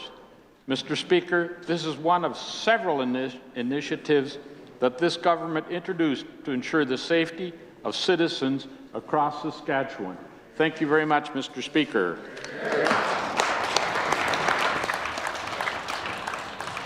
Question period. I recognize the Leader of the Opposition. Thank you, Mr. Speaker. Dr. Shahab has said that it's up to the government to release his recommendations. The Premier has refused, knowing that it would further reveal that he had the information he needed to prevent the loss of hundreds of lives in the country's worst fourth waves. Today, Dr. Shahab is making new recommendations to avoid a fifth wave. Will the Premier release those recommendations, or will he learn nothing and continue to ignore the experts, continue to put politics ahead of people's lives? Recognize the Premier. Mr. Speaker, on the first question with respect to the recommendations and the conversations that the government, the health minister, other health officials have had with Dr. Shahab, who is our provincial chief medical health officer, and yes, does provide advice and recommendations to the government of Saskatchewan. Now, they're out there. They're out there, Mr. Speaker, as public health orders and public health recommendations. The government moved on those recommendations in the middle of September. With respect to the second question, Mr. Speaker, as we know, at the end of the month, the public health restrictions in this province do expire, Mr. Speaker, and so you're going to hear the government come out prior to next Tuesday, I believe is November the 30th, later this week, with some additional information and clarification on what the public health orders, public health recommendations will be as we move forward into and through the Christmas season. Recognize the Leader of the Opposition. Mr. Speaker, the Premier is simply not stating the facts. He chose to ignore those recommendations. He's chosen to hide those recommendations because he doesn't want people to know that he waited far too long and far too many people died. Dr. Shahab has said so, that these recommendations are up to the government to release. He's also said publicly that we need to maintain masks and proof of vaccination at least until the spring to keep people safe. Will the Premier avoid making the same deadly mistake he did last summer? Will he release the recommendations, listen to Dr. Shahab, listen to the experts, and commit to keeping these measures in place until we are truly out of the woods? Recognize the Premier. Again, Mr. Speaker, with respect to the preamble of that question, it's just simply not the case, Mr. Speaker. The conversations, the decisions that the government has made on the recommendations of our Chief Medical Health Officer are out there as public health orders. They are out there as public health recommendations. Yes, there's the one recommendation that has been widely discussed in here, on which the opposition and the government disagree, and that was a recommendation around mandating vaccines for in-person attendance in schools, Mr. Speaker, and I think the Minister of Education has done a very good job in clearing up any muddy waters that may have been present here in the province due to the switching position of the opposition, Mr. Speaker. In the next number of days, you are going to see the government again is going to speak to what the public health measures will be in the weeks leading into Christmas, through the Christmas season, and ultimately into the new year. Mr. Speaker, I would just add, the public health orders and measures and recommendations that we have in place are working. Mr. Speaker, our active case count is down now over 80% here in the province, and again, Mr. Speaker, you can have all of the public health orders in place, but if the people of the province aren't adhering to those public health orders, Mr. Speaker, they really aren't effective. That isn't the case in Saskatchewan. The vast majority of people are adhering to the public health orders, and for that, I once again say thank you to each and every one of you. Recognize the Leader of the Opposition. Thank you, Mr. Speaker. If what the Premier said was true, he would release those recommendations. But it isn't, so he won't. Mr. Speaker, it's a simple question, a simple and direct question to the Premier today. Will he release the recommendations Dr. Shahab is giving now and commit to following them, or has he learned nothing from the death and damage caused by his commitment to putting politics ahead of people's lives? Recognize the Premier. Speaker, again, it just isn't the case. The recommendations, the conversations that this government had with Dr. Shahab, among other health officials in the Ministry of Health, who provides the policy direction for the government of Saskatchewan, with the Saskatchewan Health Authority, which is the operational arm delivering healthcare services across this province, Mr. Speaker. Those recommendations, those conversations resulted in a number of public health orders that are in place under our Chief Medical Health Officer's signature, Mr. Speaker. There are some public health recommendations around gathering size, Mr. Speaker, that are in place. And again, I say to the vast majority of Saskatchewan people, thank you for what you are doing. We have over 200,000 people that have went out, done the right thing, have gotten vaccinated since that announcement was made in the middle of September. That is helping drive our COVID numbers down in this province, Mr. Speaker. Our 7-day average is down to under 100, the lowest level. Get up. Matt, stand up. The lowest level since August the 12th, down 81% from our peak. So again, I say through you to all of the people in Saskatchewan, Mr. Speaker, thank you so very much for how seriously you have taken this, how you are adhering to the public health orders that are in place. You are making a difference in this province, and for that, your government is forever grateful. Recognize the Leader of the Opposition. Thank you, Mr. Speaker. The highest COVID death rate in the entire country, the worst fourth wave in the entire country, and a Premier who is allergic to taking any form of responsibility for his own failures. Mr. Speaker, to the Premier, does the Premier think that it's important that the security in this building be nonpartisan and independent?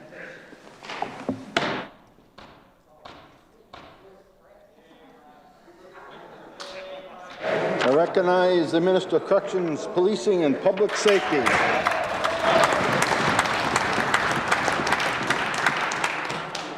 Mr. Speaker, we all find ourselves living in an ever-changing world, and that speaks to the level of threats and security in our country, in our province, and in our cities.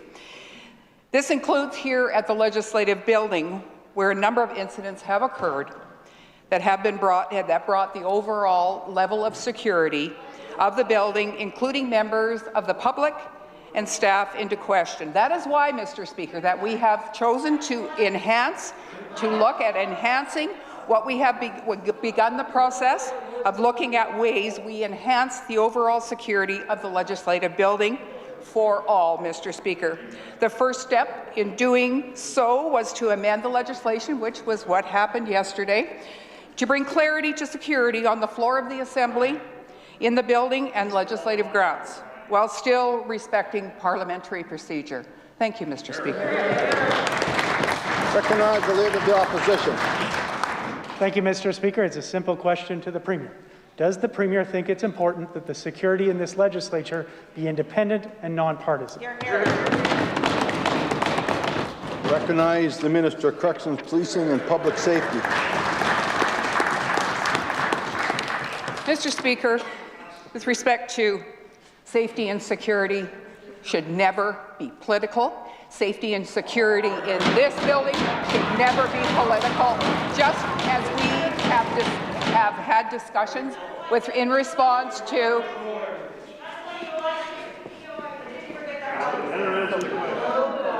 Did you want her to answer the question? To respect and protect the dignity of individuals who have faced security incidents in the building. We obviously are not going to discuss specifics. Elected and unelected officials, as well as staff, have encountered threatening behavior and incidences, and actually increasingly so. The response of these incidents has left questions on how we can enhance security for everyone who works in this building and the public. Mr. Speaker, the members opposite should be ashamed of themselves. The only ones that are politicizing safety and security are the members opposite. I recognize the Leader of the Opposition. Thank you, Mr. Speaker. Once again, the question is to the Premier. The Minister references threats to the Premier. Have there been any threats to MLAs, to visitors, to staff, to media, any threats that your office has not informed either the Sergeant-at-Arms or the Opposition? Recognize the Minister of Corrections, Policing and Public Safety. Mr. Speaker, I do realize and understand that the members opposite have expressed that the safety of this, they feel safe and secure in this building, and I find it very disconcerting that what they're doing is dismissing those who have come forward with concerns of safety and security in this building. So just because they haven't experienced any safety or security concerns does not mean it doesn't happen, Mr. Speaker. It's extremely disappointing and actually quite alarming and dangerous, Mr. Speaker, that the members opposite would try and minimize the experiences of others in place of their own. We will continue to explore. Order. Order. Minister.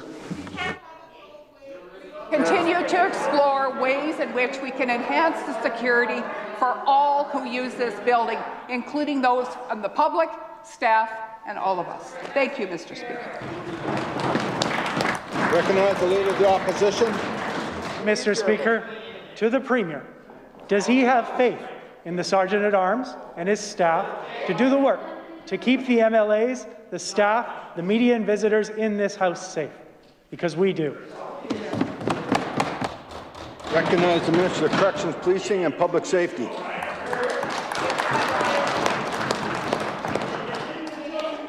Mr. Speaker, we have been informed and advised over a long period of time, actually, of various incidents that have indeed caused concern to people using the building, to those who work in this building.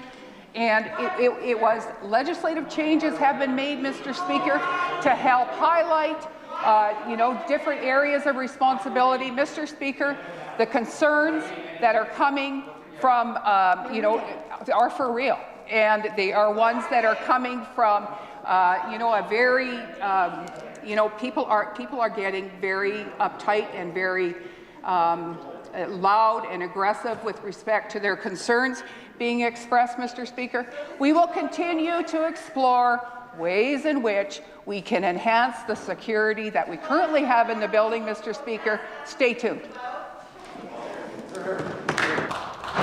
Recognize the member from Regina Douglas Park. To the Minister again, have these concerns that she's speaking about been brought to the Sergeant of Arms office, and is she indicating that they have not been properly addressed? Hear, hear. Recognize the Minister of Corrections, Policing and Public Safety. The concerns that have been brought forward to us over a period of time have always been brought to the Sergeant-at-Arms. What the Sergeant-at-Arms decides to do with that information has been up to him. So, just because the members opposite haven't heard of anything in particular doesn't mean they don't happen. Here. Recognize the member from Regina Douglas Park. Thank you, Mr. Speaker. Yesterday, when asked who the government's proposed partisan security force would report to, the minister said, quote, "Not me." Mr. Speaker, the bill is crystal clear. Quote, "The member of Executive Council responsible for the administration of the Police Act 1990 shall appoint a Director of Legislative Security." Did the minister read the bill before she went out into the rotunda to defend it? Recognize the Minister of Corrections, Policing and Public Safety. Mr. Speaker, there are over 2,000 full-time equivalents employed within the Ministry of Corrections, Policing and Public Safety. To say that each one of these is a partisan appointment is an affront to the hard-working civil servants who work to keep our community safe each and every day, Mr. Speaker. Like any other special constable, such as scan officers, highway traffic officers, conservation officers, these positions will be tasked with specific duties and obligations under the Police Act and other applicable legislation. It is clear in the legislation that the Director of Legislative Security may make arrangements with both the government and the Speaker on services required for the security of people within the legislative building, not just one or the other, Mr. Speaker. This service will be collaborative in nature, including working with the opposition. Thank you, Mr. Speaker. I recognize the member from Regina Douglas Park. Mr. Speaker, we already have a collaborative process for this, a nonpartisan process for this. The government House Leader should know this very well. He's the one who gets up and stomps on his feet every single time he thinks that we aren't taking the traditions of this building seriously. He knows they are throwing decades of precedents out the window. He knows that the BOIE is where these conversations are supposed to happen. If there is an issue with funding, take it to the BOIE. That's where this belongs. This is a slap in the face to all of those who serve and protect us in this building every single day. Mr. Speaker, do the right thing, scrap Bill 70, and have these discussions at the BOIE where they belong. Recognize the Minister of Corrections, Policing and Public Safety. Mr. Speaker, we have worked consistently and repeatedly with yourself, Mr. Speaker, and the Sergeant-at-Arms on how we can improve security in the Legislative Assembly and beyond the Legislative Assembly. Ultimately, many of the barriers to improving services are structural and jurisdictional in nature, Mr. Speaker. These changes will provide access to additional resources, listen up over there, that will allow the new security positions to work with the Sergeant-at-Arms and others on eliminating these jurisdictional issues and improving security within the building and beyond.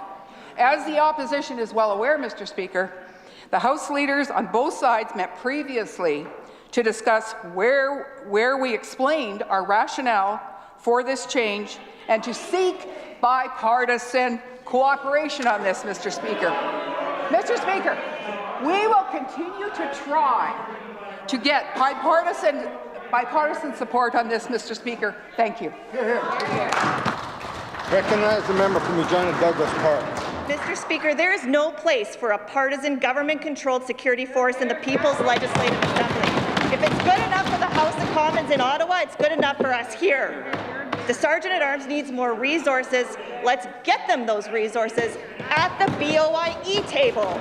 But throwing out decades of precedent and replacing our independent Sergeant-at-Arms with a partisan security force is not on. Will the minister scrap Bill 70 and work with us to address security in this place if they really believe there are serious shortfalls?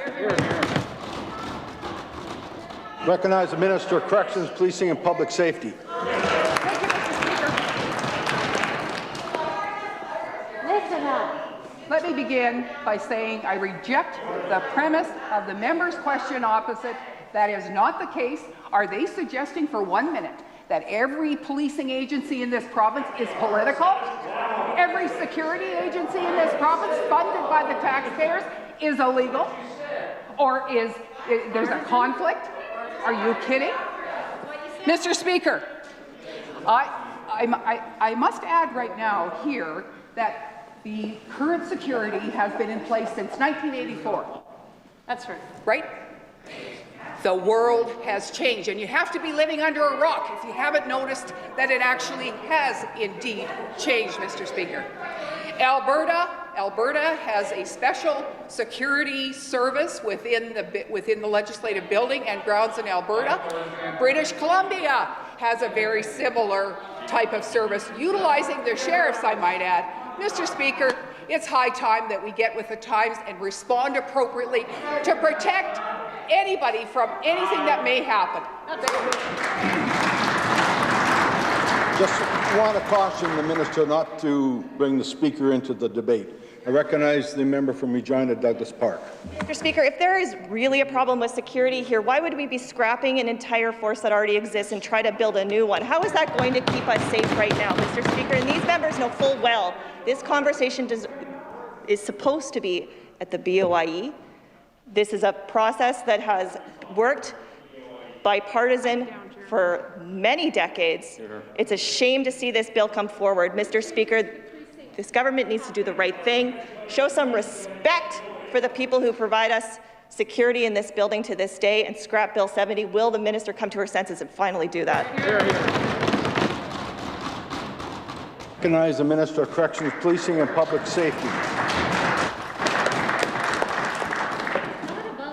Mr. Speaker, yes, it is indeed true. It isn't about the members opposite. It's about the people that actually use this building.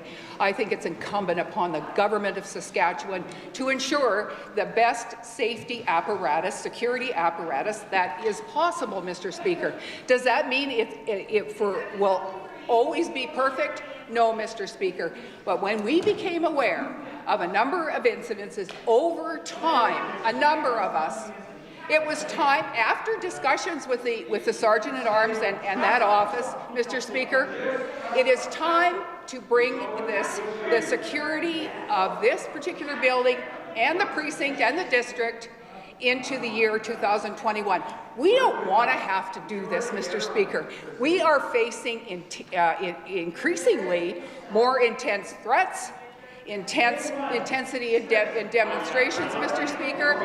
It is time that we actually look at what we're dealing with, Mr. Speaker. I recognize the member from Regina Rosemont. Mr. Speaker, arrogant and entitled government. Yes. Yesterday, we learned that leaders at SGI were blocked from taking steps to protect people from COVID-19.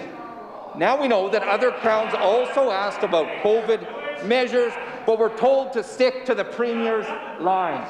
Officials from SaskPower reached out on August 24th asking, quote, "We are thinking of giving our employees a choice in our essential areas. Either they choose to show their vaccination record or they produce a time-stamped rapid test result." The response, quote, "Given we are under the broad public sector umbrella here in Saskatchewan, there is constant sensitivity from our principals, that's the Premier and Cabinet, and the expectation that public sector employees be consistent in their approach and protocols." End quote. To the Minister of CIC, can he please explain why his government forced our crowns to put the Premier's politics ahead of people's lives? Recognize the Minister of CIC.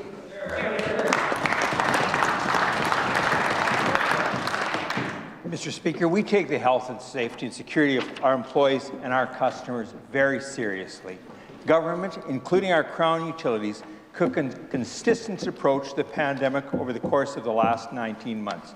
Mr. Speaker, directions are given to the Crowns all the time through CIC. It is the umbrella organization which controls all of the Crowns. CIC has had continued communications with its subsidiaries to ensure consistency and compliance with public health orders. That has been the course in the past, and that will continue to be the course. Mr. Speaker, a resident of this province should know that if they go down to pay a power bill, whatever the vaccination or masking requirements will be exactly the same as if they go over to Energy, or if they go to TEL, or if they go to SGI, that it will be the same. And Mr. Speaker, that is one of the roles of CIC. Government does not give a direction on that. That's something that happens, and we're fully supportive of that direction taking place. We acted on Dr. Shahab's recommendation in the middle of September by reintroducing the mask mandate. Mr. Speaker, that's what this government has done, and that's what this government will continue to do. Recognize the member from Regina Rosemont. So let me be clear, the minister's response is that they should be able to fail everyone equally, Mr. Speaker? It's clear from the emails that CIC officials were sympathetic to the rest of the Crowns who wanted to lead. But it's also clear that CIC heard the tone from the top. Don't deviate from the Premier's lines. Innovation Place asked about bringing in a vaccine mandate and was told on August 20th, quote, "I can't personally see our government going there. They couldn't drop the restrictions we had in place quickly enough," end quote. Why did the CIC minister force our Crowns to slow walk measures that could have protected lives? Recognize the Minister of CIC. Mr. Speaker, the directions from Dr. Shahab and the recommendations were followed. In the middle of September, the mask mandate was reintroduced. That approach, Mr. Speaker, is working, as active cases have dropped by over 75% from over the peak of the fourth wave. We will continue to protect all of our employees and all of the customers. Mr. Speaker, legislation was introduced in this House to require employees that work for all of the Crowns to either be vaccinated or produce a negative test.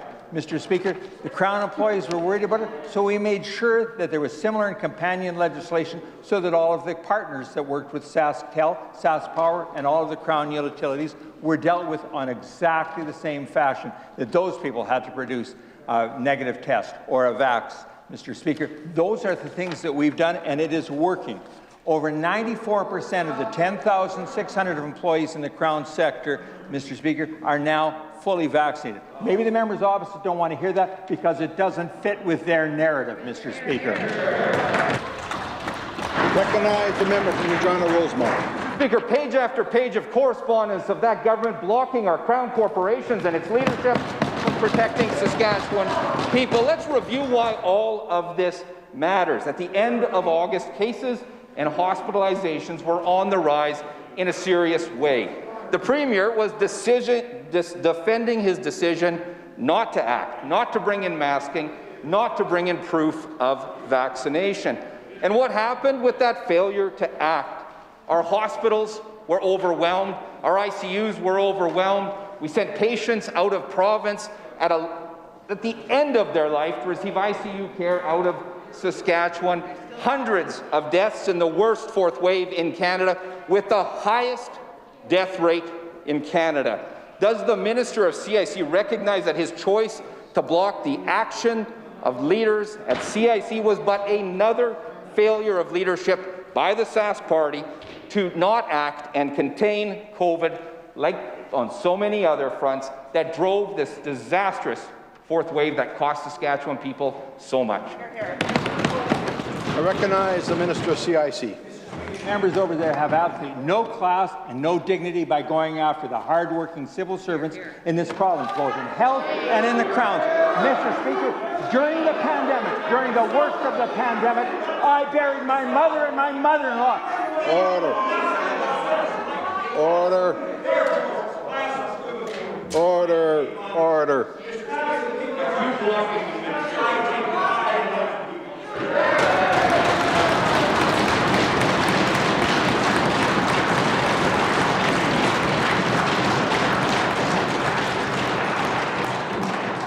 Ministerial statements.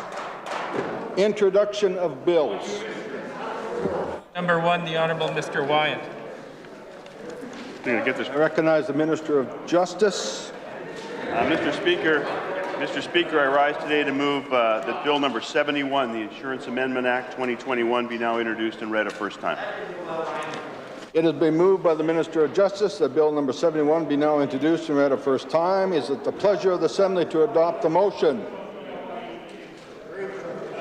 Carried. First reading of this bill. When shall the bill be read a second time? I recognize the Minister of Justice. Sitting of the House, Mr. Speaker. Next sitting. Item number two, the Honourable Mr. Wyatt. I recognize the Minister of Justice. I move the Bill number 72, the Life Leases Act, be now introduced and read a first time. It has been moved by the Minister of Justice that Bill number 72 be now introduced and read a first time. Order. Is it the pleasure of the Assembly to adopt the motion? Carried. First reading of this bill. When shall the bill be read a second time? I recognize the Minister of Justice. Next sitting in the House, Mr. Speaker.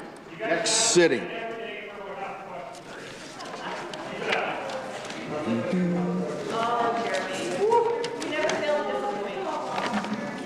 Presenting reports by standing and special committees. Order, order.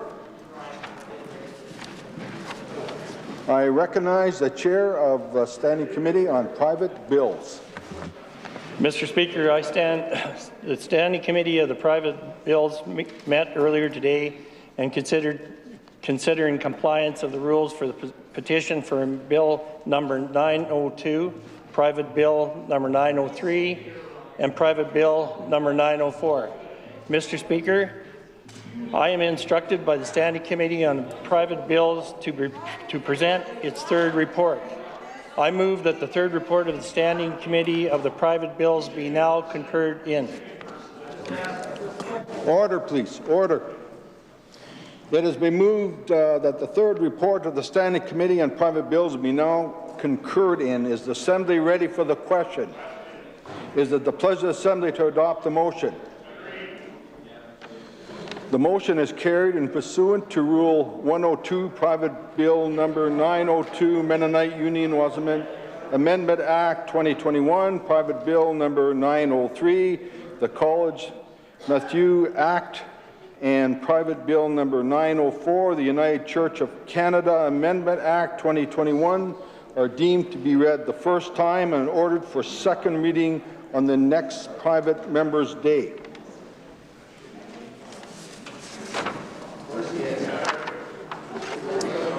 I recognize the chair of the Standing Committee on Human Services.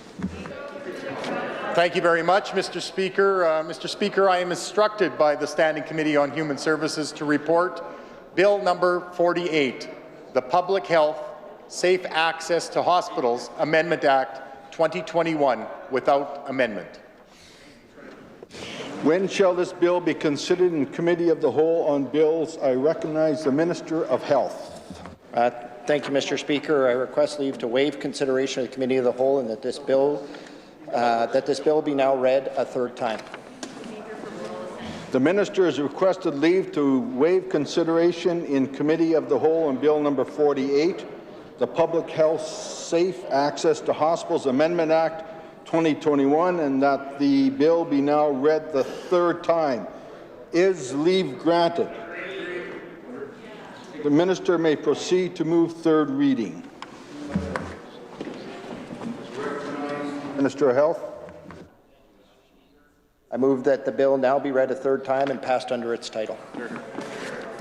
It has been moved by the Minister that the bill be now read the third time and passed under its title. Is the Assembly ready for the question? Is it the pleasure of the Assembly to adopt the motion? Carried. Reading of this bill.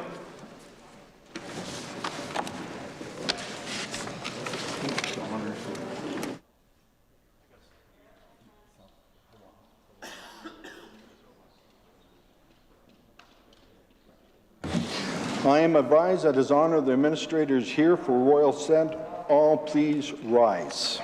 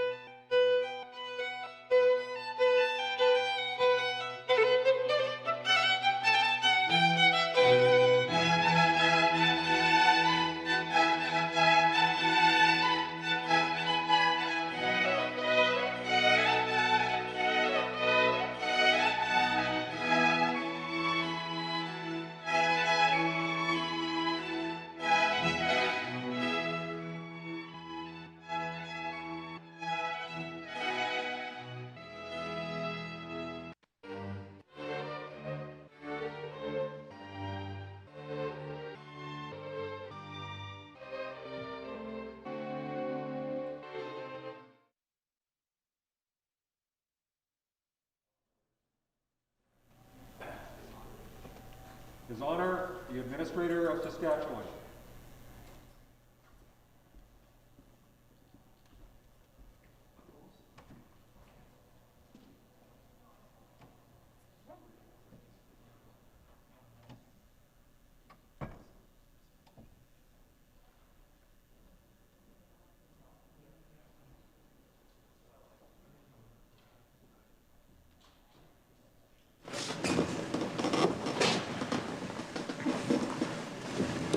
Pray be seated.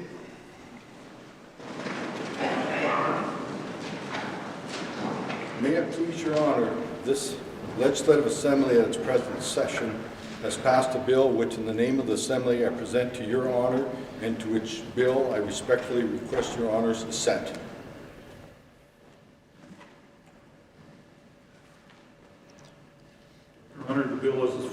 Bill number 48, the Public Health Safe Access to Hospitals Amendment Act 2021.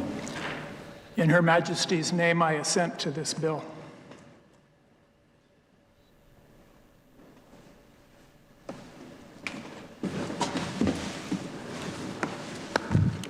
Please rise.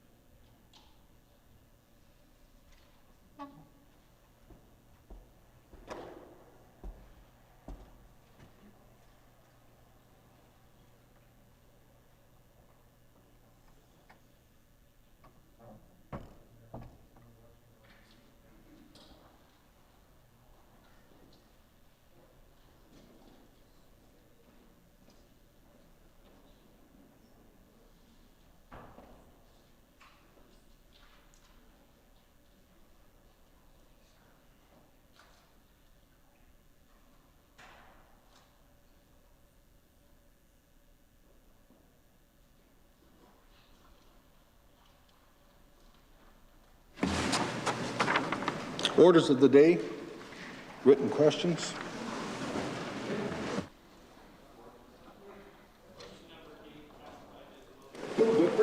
I recognize the government whip. Mr. Speaker, I wish to table the answer to question number 8.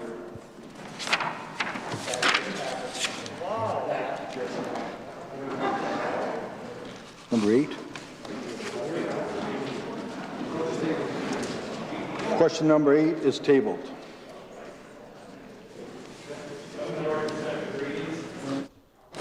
Item number 1, the Honourable Mr. Wyant to move second reading of Bill number 66, the Education Safe Access to Schools Amendment Act 2021. Recognize the Minister of Education.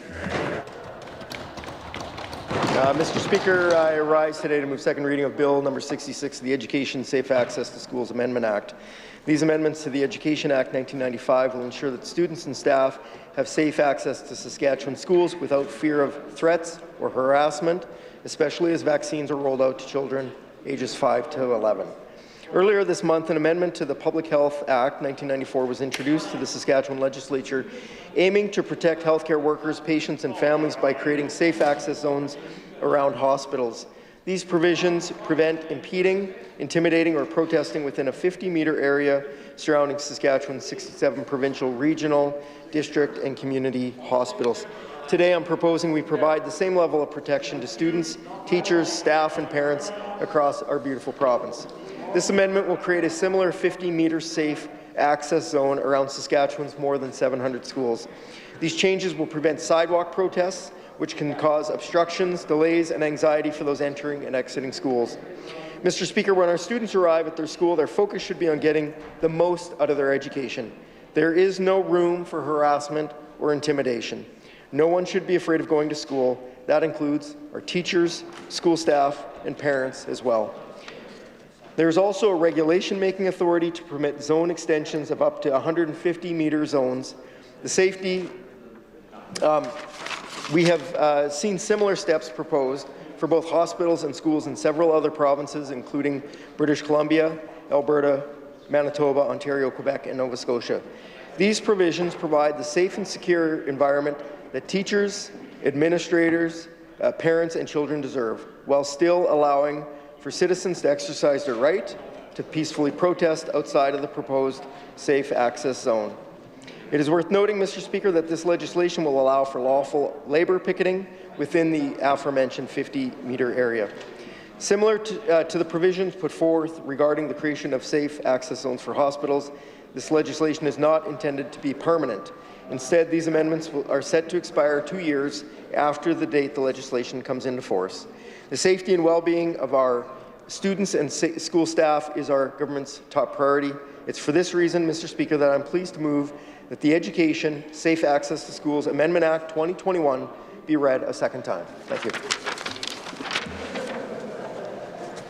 It has been moved that Bill number 66 be now read a second time. Is the Assembly ready for the question?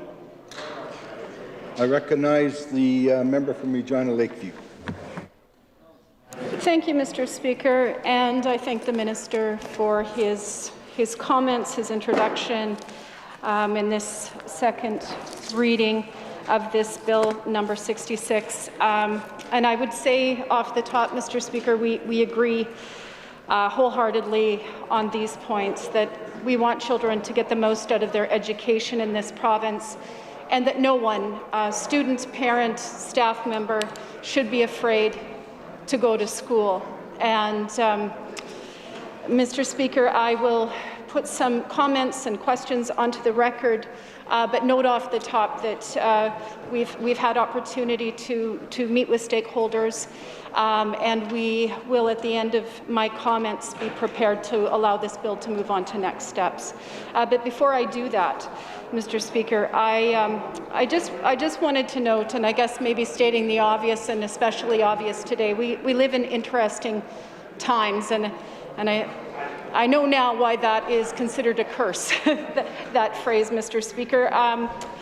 There is, I can scarce believe that we're standing on the floor of this Assembly today talking about the need to keep children safe from anti-vaccine protesters, but that is where we're at, Mr. Speaker, and some things shouldn't have to be said and shouldn't have to be in legislation, but we are in this place, and I think that there is a great deal of support for this bill, and certainly for its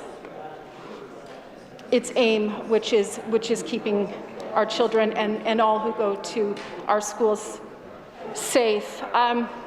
When I was getting prepared to enter my remarks into the record, I was looking at instances where this legislation exists in other provinces, as the minister mentioned, but also incidents in recent months where schools have had to put up with this behavior. And unfortunately, I think many of us will remember back to September when a number of schools in Salmon Arm, British Columbia, had to deal with protesters, not only protesting but attempting to get into the schools, Mr. Speaker. And I do remember this, hoping and maybe even thinking, well, that won't happen here, or I certainly hope it doesn't.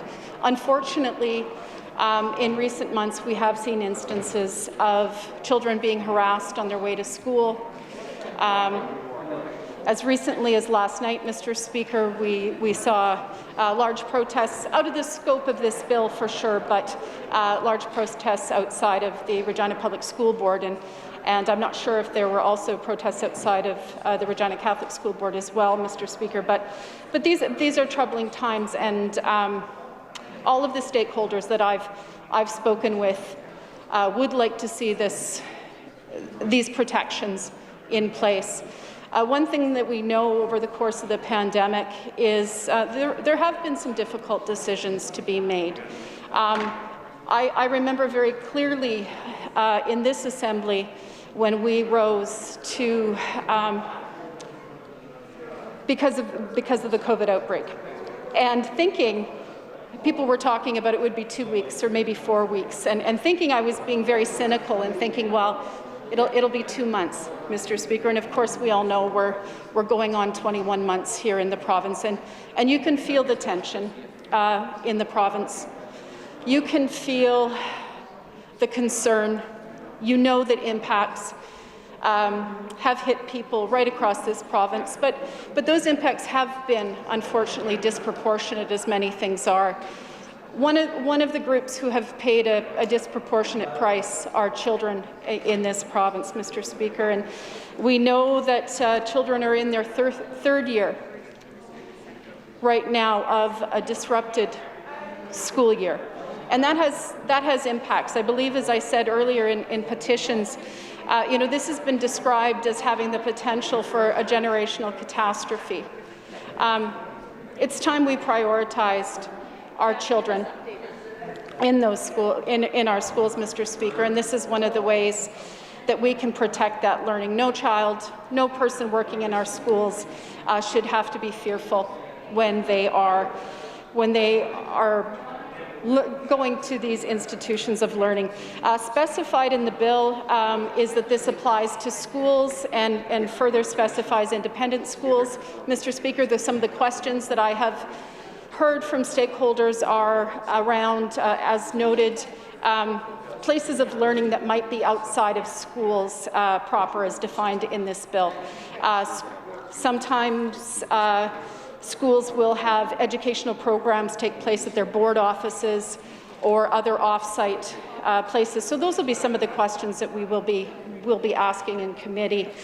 Mr. Speaker, it also is clear to me when I'm looking at this bill and thinking about where we're at, where we're having to bring in a bill to protect children from protesters going into schools, is what role we play here as members of this Assembly. I think all of us as adults in the province, but certainly as members of this Assembly. The things that we do can ramp up division, or we can be careful about our language and wind down those divisions, Mr. Speaker. And that's something that, I'm afraid that we'll be looking at for years and decades after this pandemic is over. How to unwind the polarization and the tensions that we have seen brought to the surface. Unfortunately, in this case, Mr. Speaker, we don't have the luxury of time, and something needs to happen immediately to ensure that those students and those going to our schools are protected. As I noted, I will continue to meet with stakeholders, but in the conversations I've had so far, there have been questions about what about those who work in school board offices, the trustees. Certainly these elected people, these administrators have been tasked with many of these decisions. We know that vaccine clinics will be held in schools. Decisions right from masking to vaccine mandates, Mr. Speaker, have been delegated to school boards. But I do think that it's worth noting, I know, like many members in this Assembly, have had the privilege of serving not only as an MLA but as a school board trustee. We enjoy many protections and privileges here in this Assembly that those elected officials do not. They go to school board meetings, the whole town, the whole city will know when their meetings are, and agendas are published, Mr. Speaker, and they don't enjoy the protections that we have, be it the Sergeant-at-Arms staff or metal detectors or any of the provisions that we enjoy here, Mr. Speaker. So I think that that's very important to note, and we should be mindful that when those decisions are being asked of those local elected representatives, that we need to be thinking about what we're asking them to do and how we're ensuring that they're not only protected physically, but supported in those decisions. And that, unfortunately, isn't something that we have always seen. As I mentioned, there are already volumes being written on how we deal with things like vaccine hesitancy, how we talk about vaccines, how we talk about them is very, very important. And again, we can talk in a way that escalates divisions, or we can talk in a way that brings us closer together. Talking factually, addressing hesitancy, ensuring that information is there, leaning away from language like forcing and two classes, Mr. Speaker, and leaning into answering those questions that people might have. Not only is the impact of this pandemic disproportionately impacting people based on age, also things like location in the province, background, socioeconomics, and also the reasons why there may be a lower uptake in some communities than others vary, and that's something we've been consistent in asking for. There will be people who are very eager, and I know there were many. I saw posts from members on on all sides to get their children vaccinated as soon as possible, the 5 to 11s.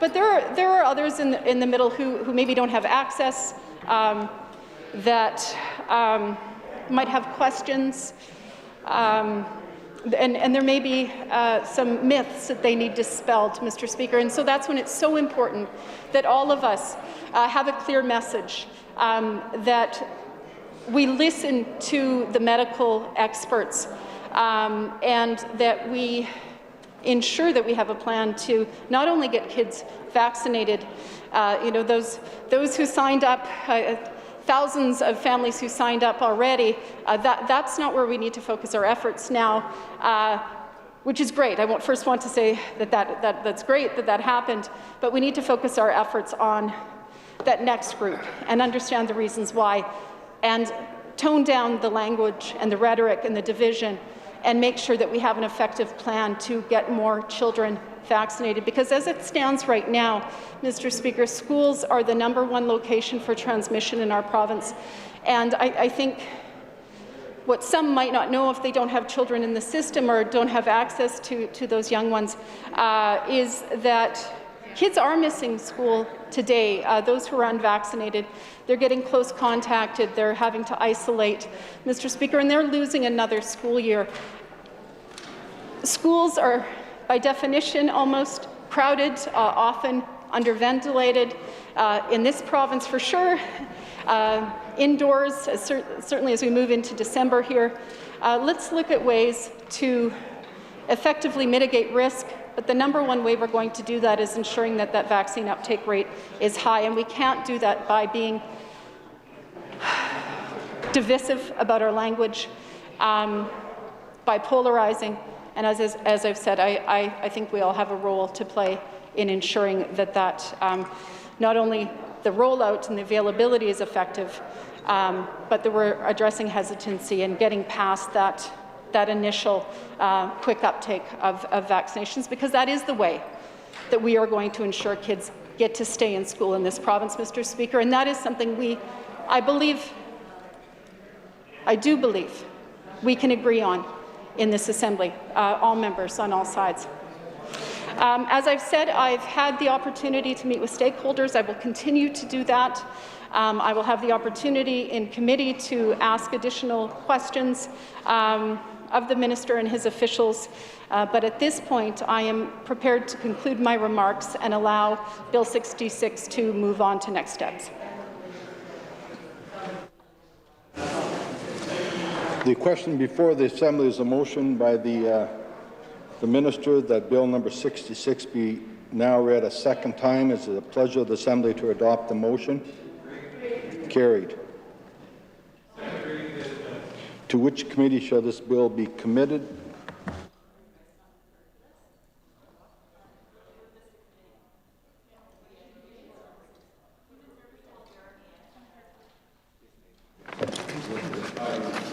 Recognize the Government Deputy House Leader.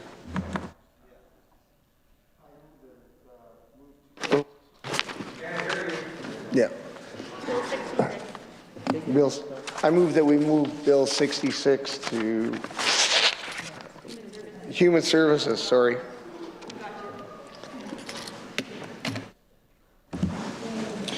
This bill stands committed to the Standing Committee on Human Services.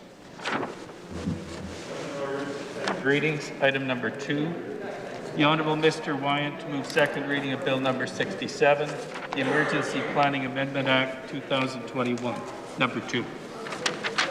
Recognize the Minister of Justice. Mr. Speaker, at the conclusion of my comments, I'm going to move second reading of the Emergency Planning Act 2021, number 2. Members of this Assembly are more than aware that over the past year, the province of Saskatchewan and indeed the rest of the world have faced ongoing challenges with the COVID-19 pandemic. Mr. Speaker, the government continues to take steps to address the pandemic, including the ongoing rollout of our provincial vaccination campaign and the implementation of our proof of vaccination system. However, Mr. Speaker, we're also first to acknowledge that the government has not been alone in the fight against COVID-19.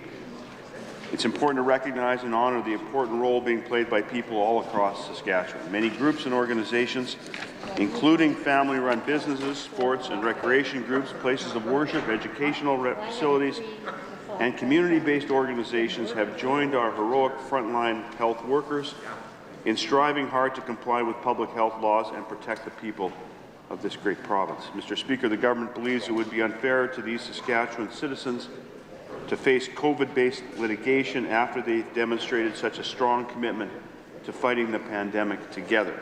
The proposed amendments will provide enhanced protection from liability to individuals and organizations who comply with applicable public health laws and orders. These changes build on existing protections that were passed in the spring. As with previous amendments, persons that have not complied with applicable health laws or have acted in a grossly negligent manner will not receive protection from liability under these provisions. The bill also provides clarified liability protection for the Crown and its agents against COVID-related litigation. The issue has become even more pressing in recent weeks as we've witnessed unfounded threats of litigation against our healthcare workers. The ongoing heroic efforts made by the front lines of our public service in response to this pandemic should not occur under the shadow of threatened litigation or result in litigation at the expense of the general public. Mr. Speaker, the government would like to thank everyone in Saskatchewan who has made sacrifices and implemented measures to help fight COVID-19, including the new proof of vaccination system. This bill demonstrates our commitment to ending this pandemic, recognizing that we are all in this together and supporting those who continue to work together to achieve this goal. And with that, Mr. Speaker, I'm pleased to move second reading of the Emergency Planning Amendment Act 2021, number 2. It has been moved that Bill 67 be now read a second time. Is Assembly ready for the question? I recognize the member from Saskatoon-Utana. Thank you, Mr. Speaker. I would like to begin by thanking the Minister for his introductory comments on Bill 67, an act to amend the Emergency Planning Act. Certainly, of course, we will be having many questions coming forward with respect to this act, and we appreciate the opportunity to provide some initial comments and certainly, of course, I want to join with the Minister in acknowledging the important role that all organizations, businesses, nonprofits, government institutions, and employees have all been playing throughout the pandemic here in Saskatchewan. In particular, of course, thanking our healthcare heroes for their heroic efforts and outstanding role in terms of responding to the crisis that has been inflicted upon families and individuals throughout the course of the pandemic. Certainly, of course, vaccinations are the way through this pandemic, and it's been rather tragic that our government on the opposite side hasn't been more clear and consistent in their messaging and in the ways that they have encouraged and assured all Saskatchewan people that this truly is the way forward. And I think if that had been the case, we certainly wouldn't be where we are today in terms of the response. And, certainly, of course, it's important that those who are acting in good faith are not exposed to COVID-based litigation, and it is important that we have enhanced protection measures so that when people are acting in good faith and are taking reasonable measures, as that is defined, that they're not going to be subject to litigation. And obviously, of course, that excludes gross negligence, and it's important that those kinds of acts are not inadvertently protected by this legislation. And certainly as we look at the terminology, the wording of the bill, we will be looking very closely to ensure that the scope and the intent are adhered to, that they are preserved, and that we're not inadvertently capturing those who truly acted in good faith and without negligence. And I do note that that also is intended to protect the Crown against litigation where it's been acting in good faith and in a reasonable sort of way. And I would say that again, you know, we've been very outspoken on this side of the House in terms of the fact that it didn't need to be as bad as it has been here in terms of having the highest COVID death rate in the country, having the highest COVID case rates, and increasing the likelihood, I suppose, of you know, people finding themselves in a situation where they may be exposed to this type of litigation that the bill is trying to protect good faith actors from experiencing. And it's also quite tragic that the government side was so slow to act. Certainly, I found it very disturbing that we had modeling, good, world-class, leading modeling, showing us the implications of removing all restrictions, as was done on July 11th, in order to have a great Saskatchewan summer. And in fact, well, my goodness, it was anything but.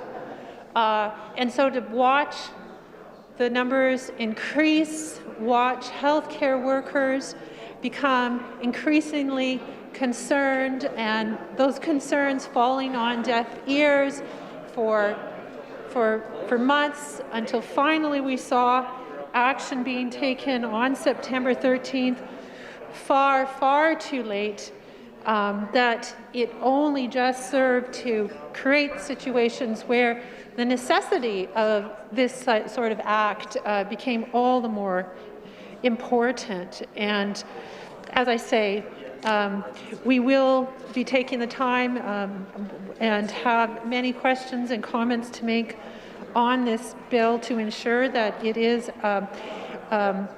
not overextending its reach. And I will leave my remarks at this time at that, and allow us to move to adjourn debate on Bill 67, an act to amend the Emergency Planning Act.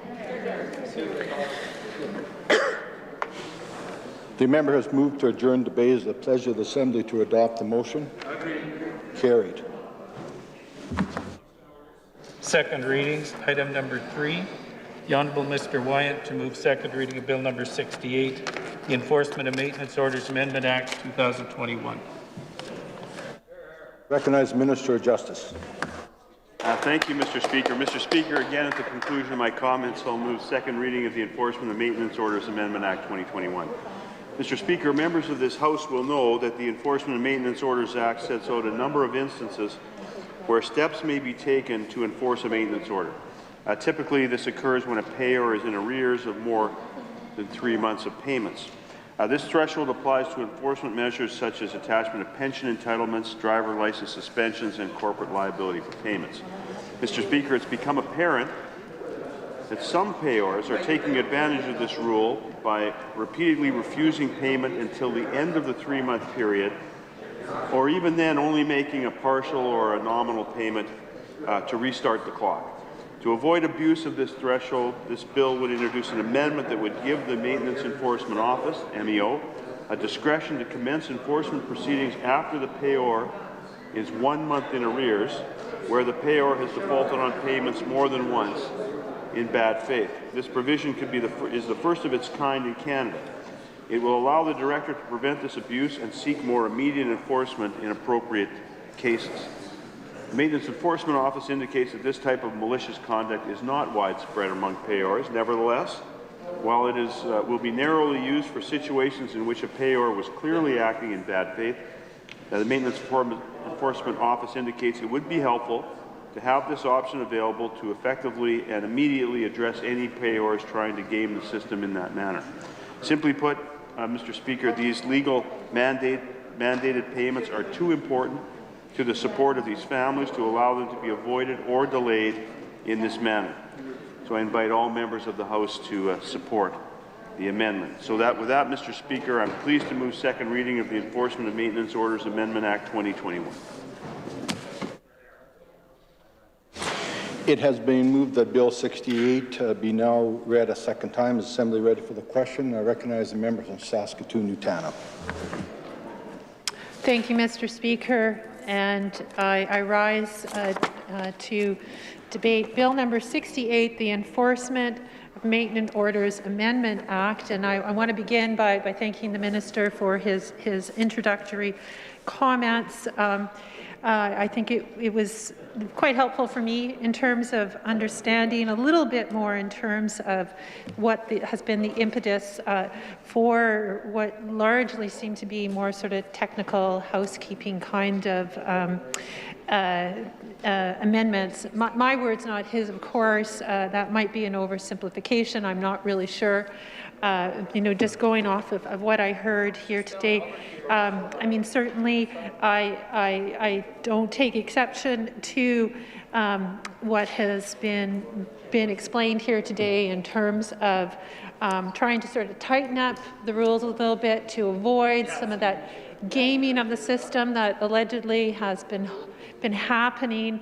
And certainly want to concur that free riders are to be discouraged, and those that try to find these workarounds, and certainly anywhere that we can tighten up the language, make it clearer in terms of when these timelines maybe start and when they end, and people aren't prolonging are kicking down the road payments that are necessary, and having that impact on the provincial coffers is important work. And it's obviously disheartening to hear that there are folks who perhaps are taking such measures, and as we go forward with debating this bill and into committee, I'm sure we'll be looking for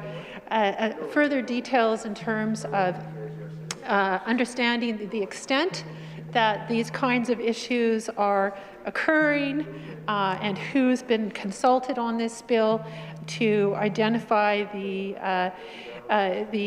abuses of the provisions and the remedies that are being proposed here in order to close those kind of loopholes that are being exploited in this case. As always, I'm always sort of astonished with some of the irony I see when I see these kinds of administrative amendment bills that are coming forward trying to tighten up the system and address purported alleged issues that we're seeing here, that are largely of an administrative or a housekeeping or a modernization effort, and I always have to wonder, well, my goodness, where is the important work that we so desperately need to be addressing? Why are we constantly looking at all these amendments? And I ask myself, is this government so tired and lazy that they have been focused on matters that, while still important, that it's the other things that aren't getting addressed at the same time that leave me with so many questions. And when we talk about things where people are delaying taking action, again, I think about this government and the myriad ways in which they have failed to act or kicked the can down the road, waiting for a better time, a more fortuitous opportunity, when we've needed them to take action sooner, not later. And of course, the big issue we've all been focused on here is the inability or the delay in action to bring in public health measures when we truly needed them to prevent the escalation of the fourth wave of the pandemic that has created so much misery and heartbreak for so many families here in Saskatchewan, with the highest COVID case rate and death rate in the country, that never, never, never needed to happen. We could have taken more urgent action, as we saw in every other jurisdiction across the country. And so I think there's a lesson in here. So when we're looking to tighten up legislation and avoid free riders and people avoiding their due responsibility, that we maybe look in the mirror and see where else in our own backyard we need to be doing the very same thing. I think there's some good lessons to be learned. We haven't seen a government that's been willing to admit where then they've been wrong, where they've made mistakes, goodness, or even say they're sorry. So I think it's always important that that context, that backdrop, is brought to the fore here in these debates, no matter what we happen to be, which bill we happen to be discussing today. I know it's uncomfortable and to be reminded of government's failures, but that is the truth and reality that we face here today. And with that, I will conclude my comments and adjourn debate and look to my colleagues to pick up the torch and further debate in further adjourned debates on this bill. Thank you. Thank you. The member has moved to adjourn debate. Is it the pleasure of the Assembly to adopt the motion? Agreed. Carried. Orders, second readings. The Honourable Mr. Wyant to move second reading of Bill number 69, the Interjurisdictional Support Orders Amendment Act 2021.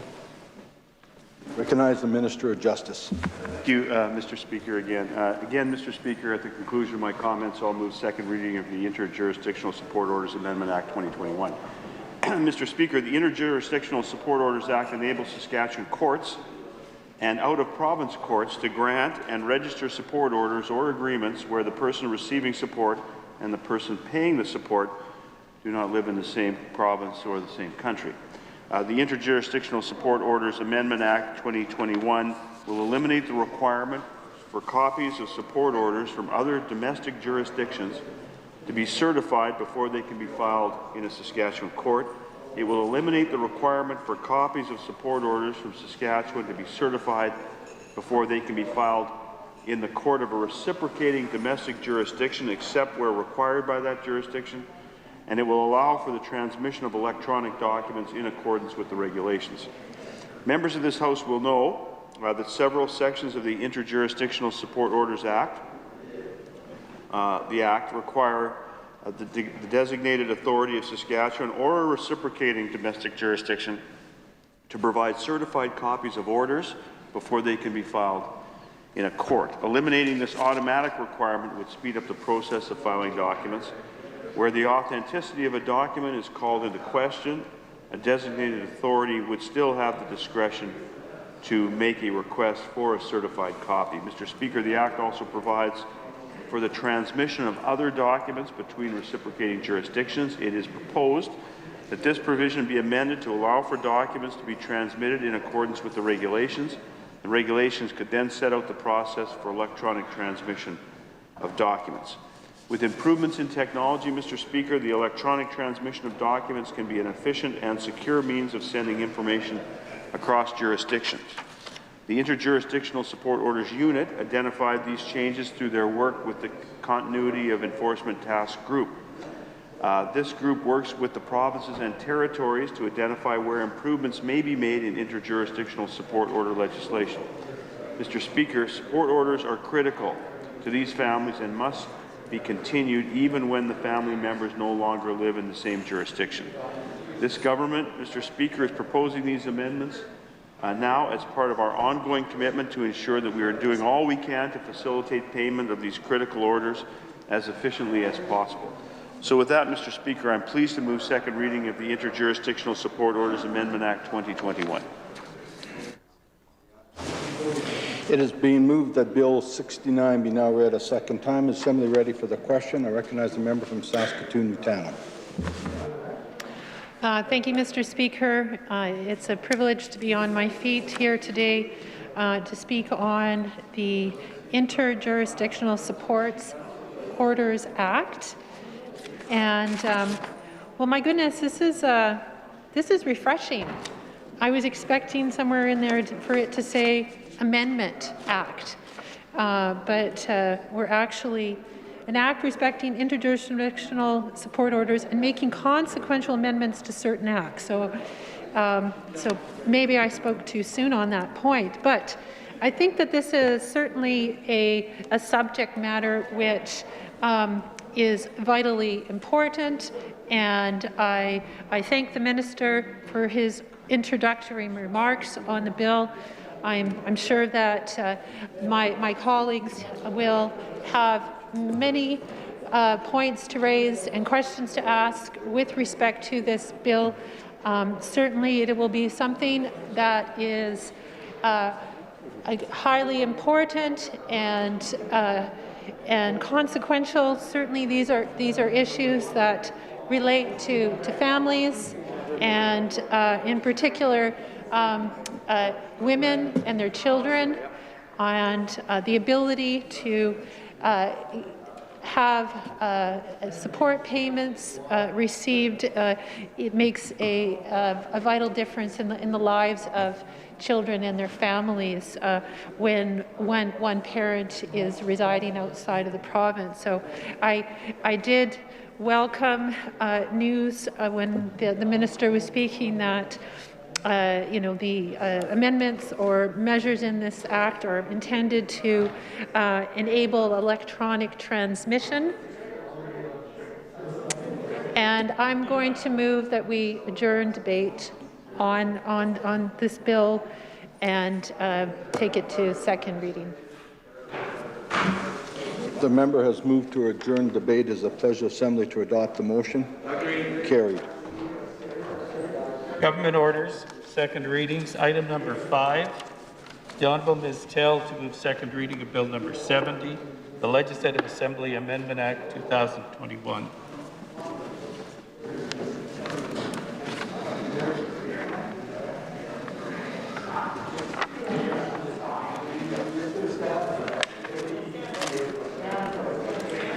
Stand. No, he didn't. He has to say it. Did he say stand? Okay.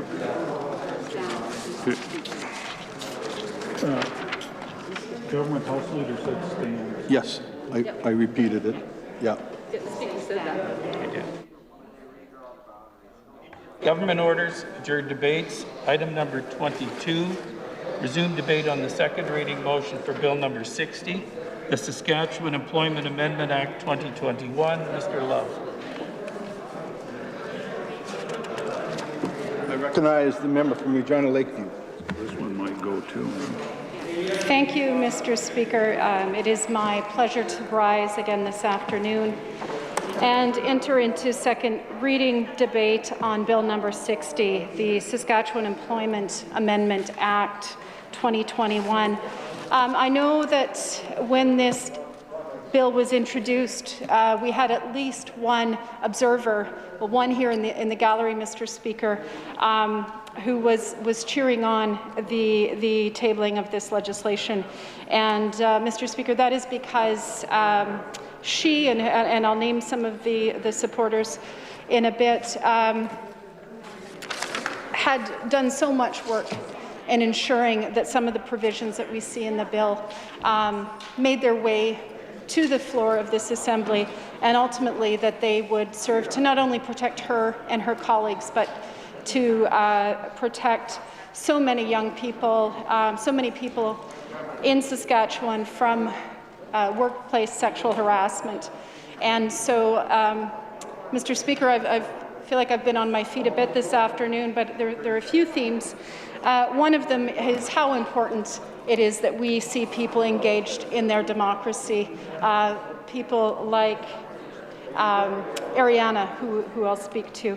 The other thing that I want to acknowledge as well, Mr. Speaker, is with regard to seeing this bill in front of us today, I have no doubt that this is in no small part due to the very hard work and persistence of my colleague from Regina Douglas Park, Mr. Speaker.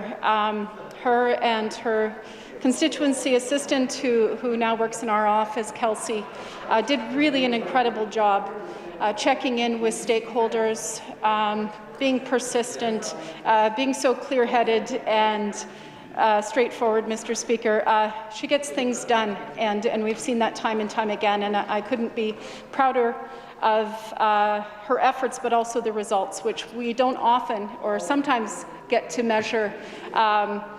We get to measure more of our efforts than our results in opposition sometimes, Mr. Speaker. So it is very heartening to see this bill in front of us. Of course, there was a review of OH&S provisions under the Saskatchewan Employment Act undertaken by this government during the summer. We saw submissions into September, I believe, Mr. Speaker, and this is one of the pieces, or this is the piece of legislation that we see coming out of those consultations and those submissions. And going back to that shout out to democracy, I want to thank all of those who took the time to submit their briefs to the minister, and we were CC'd on many of them, because that is how we get better representation, how we get better legislation in this building, and the aim of all legislation should be to the betterment of all people in Saskatchewan, to the extent that we are able to achieve that. And I think bringing more workers into the Act, making it explicit that sexual harassment is a prohibited grounds in this legislation is certainly a step forward, Mr. Speaker. I'm going to acknowledge one of the young women who was really tireless, in addition to my colleague and Kelsey, with pushing the sexual harassment language, was Ariana Donovan, Mr. Speaker, and the members of the Assembly had opportunity to meet her when she was introduced in this Assembly. Really remarkable, and I'll tell a bit of a personal story here, but I do say it to encourage others to get involved when they see something happening that they think that they can improve in the province, that they would like to see. Don't assume that it's beyond any of us. This democracy works better, more effectively when people get involved, and that is something certainly that Ariana took to heart. Ariana happened to go to school with my oldest daughter, right from pre-K all the way through, Mr. Speaker, and to watch her grow into this advocate who now, well, I guess I know how old she is because I know how old my daughter is, at this very young age, have the ability, the satisfaction of seeing her efforts actually turn into legislation, Mr. Speaker, I think has to be very gratifying for her, and it will improve workplace protections for not only her, as I said, but precarious workers, those working in the arts, primarily or disproportionately being women who often find themselves in situations that are dangerous, where they're vulnerable, and certainly we've heard of Ariana's Whisper campaign. Imagine having to resort to, whispering about predatory photographers in order to keep yourself safe, and you're going on shoots. So, I can't commend her enough.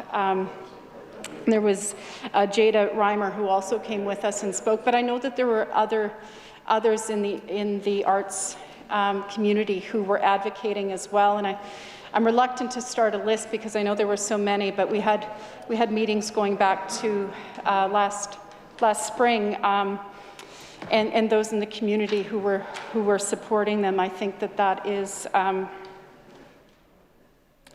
a real testament to the importance of getting involved. And I want to thank, with sincerity, thank the minister for these provisions and those who worked acknowledging and recognizing that there is a risk to many workers in the province. Those, as I said, those young women primarily who work in the arts industry. This will add some additional protections. Of course, the nature of work has changed so much, and so much since the last time that the OH&S provisions were reviewed. I think all of us will maybe wish that we'd never heard of Zoom, but that's just one of the working conditions that we've seen change. Technology that existed before the pandemic, but really has taken off as a way that we work. Some of the hazards that are associated, for example, with working from home. I recently was at my massage therapist, and we were talking about the number of injuries, repetitive stress injuries that massage therapists and chiropractors, physiotherapists are seeing because of the time that we're spending at home on our computers, with perhaps the ergonomics not being quite what they would be in our office. So, but one example of I think things are always changing. I think when we hit a period of extraordinary upheaval like we've seen with the pandemic, those changes are just exacerbated, and it's really important that we ensure that legislation and those protections that we afford to workers in the province, that they keep up with the nature of work that we see in the province. And I know the minister, talks about the importance of ensuring that workers are safe in the province, and it really is important, Mr. Speaker. And we have seen updates. There are some pieces that both Ariana and the advocates were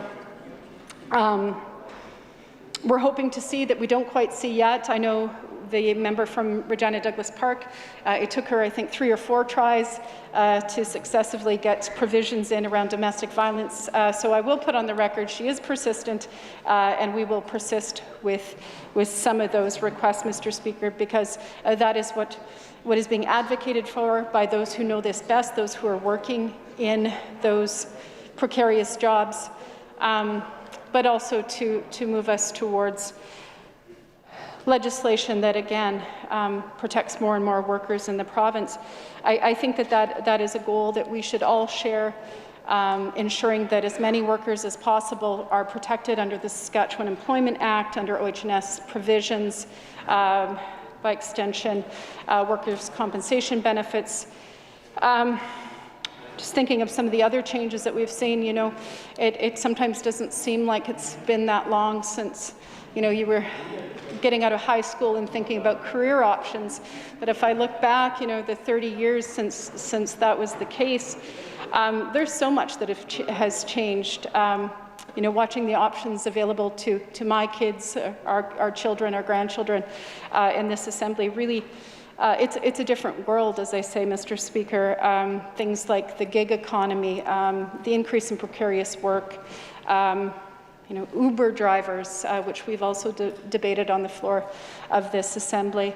It really has changed. So that's, again, the importance of ensuring that we are doing these regular reviews, and I think that is a strong point to look at regular reviews, ensuring that we're not doing that by rote, that we are meeting with those who are impacted, soliciting consultations from those who are in the community who have a stake in this, Mr. Speaker, and also making sure, as in the case, and I'm thinking specifically of those in this very vulnerable work, often precarious, low-paid work, that we take steps to ensure that we're including as many voices as we can.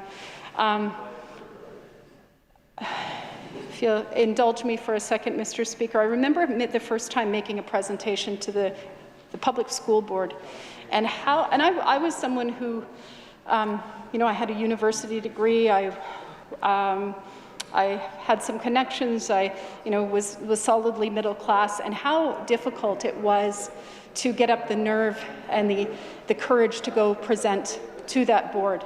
Mr. Speaker, I think we all need to remember that how intimidating it can be for people to access these consultations, and really, you know, encourage us to go out of our ways to ensure that all voices are heard. And I'm not just speaking about this review. Maybe I should stipulate that, Mr. Speaker, but all voices in the province, whenever we're making decisions. There have been gains made in this Assembly with regard to diversity and representation, for sure, but we still have a ways to go to ensure that those voices, that people see themselves physically represented in this building. We have a long ways to go, but also that all voices, all points of view are present in this building and heard. I think that is, you know, something we all should be striving for. None of us are elected to only serve for a few. We serve all of our constituents as government. We don't serve for one political party or one bent. We serve for all people in this province, and that takes some compromise at times, Mr. Speaker. That takes some skill. That takes probably some difficult conversations with people that we might not like to hear from, but I do think that is very important.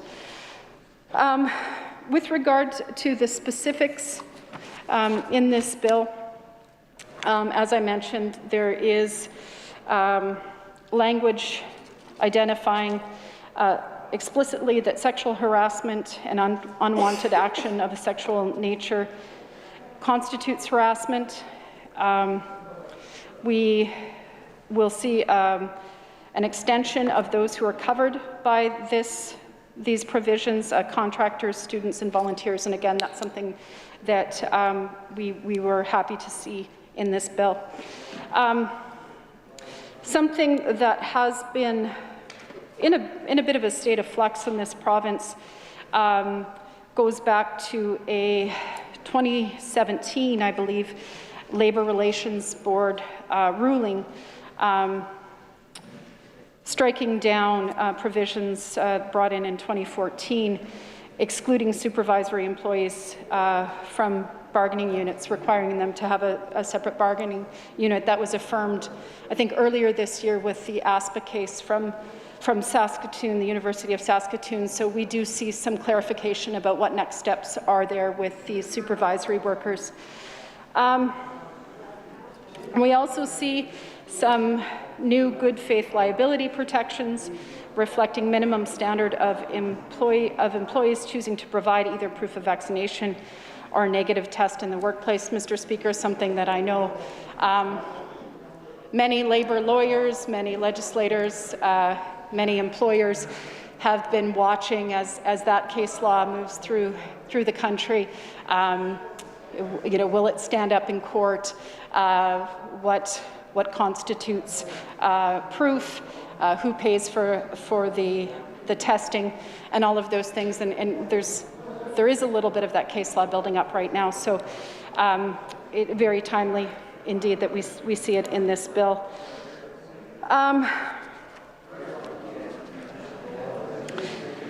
As I said, you know, regular review and making sure that that we are moving the dial. with regard to, in this case, OH&S legislation is very important. I have also put on the record that we will continue to be persistent where we see gaps. We're happy for this legislation. Put the minister on notice that we will continue to push where we see gaps and where we need to include more and more workers under the protections of this Employment Act. Things like mental health first aid, domestic violence provisions, extending OH&S provisions and protection under the Employment Act to more and more workers, Mr. Speaker, I think is really important, and especially coming out of the pandemic, as we've seen so many workers not covered by things like sick time benefits, people working extraordinary hours, and it really is one of those opportunities, and really a generational opportunity to review what we thought we knew and ensure that we take a pause and hopefully the next chapter in this province and on a more global scale, that we make the adjustments that are necessary that have been laid so bare over the course of the last 21 months. As I said, or I believe I said, Mr. Speaker, at the conclusion of my remarks, I had opportunity to meet with stakeholders to garner feedback. I know that there is a lot of excitement about the sexual harassment provisions in this Act. There's an appreciation for the clarity around supervisory positions, and I will continue to speak with them before we bring this bill to committee. But I am ready to conclude my remarks and allow this bill to pass to next steps. The question before the Assembly is a motion by the Minister that Bill number 60 be now read a second time. Is it the pleasure of the Assembly to adopt this motion? Carried. Second reading of this bill. To which committee shall this bill be committed? I recognize the Government House Leader. Thank you, Mr. Speaker. I designate that Bill number 60 be referred to the Standing Committee on Human Services. This bill stands committed to the Standing Committee on Human Services. Government orders adjourn debates. Item number 1, resume debate on the second reading motion for Bill number 38, the Seizure of Criminal Property Amendment Act 2021. Ms. Ritchie. Recognize the member from Saskatoon Eastview. Thank you, Mr. Speaker. It's an honour to be on my feet in the Assembly and enter into debate on Bill number 38, the Seizure of Criminal Property Amendment Act, and took some time to review the legislation, to have a look at some notes and comments here from my colleagues, from the Minister. Understand that this is bringing some amendments and some updates to a bill previously from 2009. So always positive to see that that modernization and progress in our legislation is being done, that the work is being done by this government, so appreciate that. Having a look at the legislation, just a quick summary, it does look like it gives the Director of Civil Forfeiture additional powers to make preliminary orders with regard to things like preservation of property, disclosure and investigations. It requires financial institutions to disclose certain information if that's required about a person's property or assets.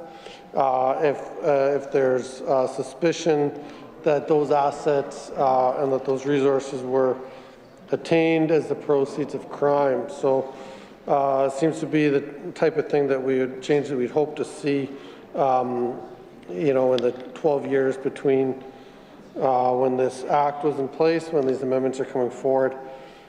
Certainly also happy to see that there are new offense provisions for people who fail to disclose or those who mislead the director, not complying. Not releasing information is certainly an indication that one has something to hide, and I think that we have established that through question period this session.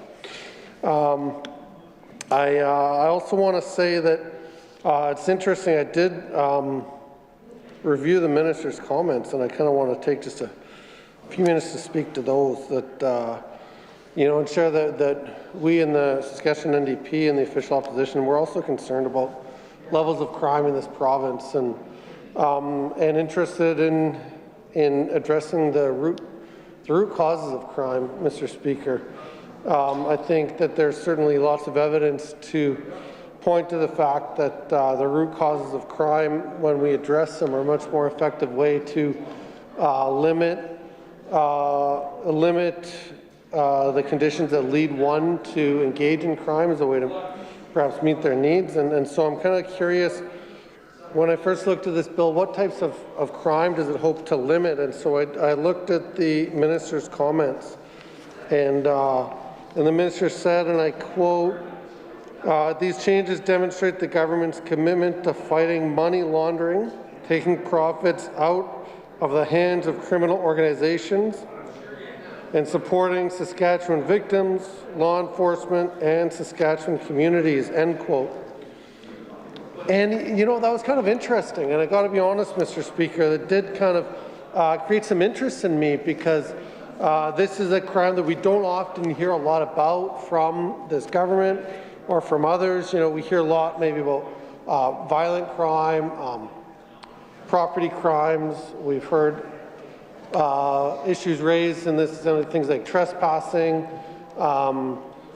theft, other crimes out there. But this is the first that I've heard, that I've been made aware of, looking at the issue of money laundering. And this is quite interesting, I think, if we consider, one thing that maybe I haven't seen considered in the minister's comments, or, we'll continue listening to my colleagues in opposition, is how much money laundering, what is the status of that crime in Saskatchewan? How much money is this government aware of that's being laundered? And the minister spoke to, ending up in the hands of criminal organizations. This is fascinating stuff. I think that members on both sides would agree. Like, what role do criminal organizations play in Saskatchewan? Where are they located? Is this something that affects rural areas, urban areas? Is it, what are they doing with the proceeds? I'm getting some involvement from the other side. He's cheering me on, and I feel good about that. What are they doing with the proceeds that they're laundering? But there just isn't a lot of information in the minister's comments, and so I choose to believe that this is a significant problem in Saskatchewan that does require the updating of this legislation. But I'm just left with a lot of questions, wondering lots of things about what, how does that money laundering work? How big of a problem is it? How much money are we talking about to necessitate a change to the legislation? So maybe it's not the kind of thing that we would always see discussed in here in a back and forth. Maybe that's the kind of thing that I'd ask some questions, at some point over a coffee or a beer to find out what led to this. It's just kind of interesting stuff, and maybe I've watched too much crime TV or movies to see the Hollywood examples of what money laundering looks like, where it comes from. But we know what happens here. I'm not disputing that. I'm just kind of curious about how big of a problem it is in Saskatchewan. What are those organizations that are profiting off of this? And what will this look like in real life to enforce the new rules brought about by this legislation? Again, I want to point out one last time just the importance that the provisions here that I hope to see how they'll, I look forward to see what they'll look like in real life for folks who fail to disclose or mislead the director. Failing to share that information certainly is an indication that one has something to hide. With that, I think, Mr. Speaker, I'll conclude my remarks here on Bill number 38. We do want to make sure that proper consultation has taken place with stakeholders, and so to do that, I'll continue to listen to my colleagues speak to this bill, especially our critic. We'll see what questions come up when this does proceed to committee. I'm not prepared to recommend that right now, but we just want to know how these amendments will impact this province to limit money laundering and to enable authorities to effectively combat that crime. So with that, Mr. Speaker, I will conclude my remarks and move that we adjourn debate on Bill number 38, the Seizure of Criminal Property Amendment Act 2021. Thank you. Member has moved to adjourn debate. It is a pleasure of the Assembly to adopt the motion. Agreed. Carried. Adjourn debates. Item number 2. Resume debate on the second reading motion for Bill number 39, the Queen's Printer Amendment Act 2021. Ms. Ritchie. Recognize the member from Saskatoon Eastview. Thank you, Mr. Speaker. Just had a quick minute to grab a drink and refresh my voice, and here we go again. Honored to be on my feet to speak to Bill number 39, the Queen's Printer Amendment Act 2021. What an exciting piece of legislation we have here. And we've seen a trend of modernization, and I think this one really captures it. This act is making changes to the previous act to allow for electronic publication of the Saskatchewan Gazette, the official publication of the Queen's Printer. I think that this is a positive mood, and I'll voice early in my comments here that I'm in favor of this updating to the legislation. So the Act currently requires paper publication of the Gazette, not less than twice a month, but of course updating that to allow for electronic publication is, I think, a much overdue change to the previous legislation. I understand that the delay to print and mail the Gazette will now be waived, making it accessible online for folks, but that printing will still be available. We know that people do appreciate that. It made me, when I looked at this change, it made me think about how much things have changed in my lifetime, and for all of us in the Assembly. I don't think anyone's young enough to have not experienced this, but it made me think about a couple things. The first thing is, as a university student, the first time that I began using email, and the amount of change that made in how I communicate with others, and the use of email. I was probably one of my last friends to get email. I don't know why. I resisted that change. I didn't want to, I don't know why. I had friends emailing through high school. This is in the 90s. But I had to get an email address. And we probably all have some of these embarrassing stories out there. What was your first email address that you chose? I'm gonna tell you, my first one was brotherlove72. It's kind of funny. 72 was my football number, and Brother Love was my nickname, so I went with that, Brother Love 72. Well, here's the embarrassing part. That was a long time ago. That was like 1998, and that was okay then. I was young, but that email address has followed me because it's still tied to some of my social media, and every now and then, and I don't check that email in like a decade, I'll find out that email is on my profile for something else because they got carried over due to how the internet works. I'm a grown man. I'm 41 years old, and some people think that I still use an email address, brotherlove72, which is embarrassing, and it haunts me everywhere I go. But, I kind of thought about that, about like the dawn of the internet age and how that has changed communication for everything that we do. And so, kudos to updating this legislation for the internet age, as so many people access their news and their current events and whatever it is online. But it also made me think of a time as a teacher when I made a similar change. A few years ago as a teacher, I decided to try and make my classroom paperless. And I know that this legislation will continue to print a paper copy of the Saskatchewan Gazette, but there was a year, several years ago, and I thought I'm going to try and go paperless, and there's a few reasons. I made a few observations. One of the first observations was access for my students, and I think that's captured here. I felt that my students would be able to access any materials if I wasn't using a paper handout. There's always a barrier. You've got to be in class to get that handout. You've got to be in the school, in the city. I had lots of students that'd be on holidays. Students and their families go on holidays, and and I found that when I went paperless, they could access what I was distributing from anywhere. Using Google Classroom products, they could get that information from anywhere. They didn't have to be present. And that saved me a ton of work of re-photocopying, reprinting, keeping stuff around, keeping track of attendance to make sure that if you weren't here that day, you got the next day. And that act of going paperless, it increased engagement and uptake with the material. And I think that that's what I see here in the Queen's Printer Amendment Act, is a way to increase engagement and uptake. And I think that's really important. Now, the other thing that I noticed as a teacher when I worked to eliminate paper from the classroom was the amount of waste. A lot of times in the classroom, I think most teachers would agree with this, you always print a few extra materials because somebody's going to come the next day and say, oh, I left that at home, I didn't have it. So, you know, if you've got 35 kids in your class, you might print 40 or 45 copies.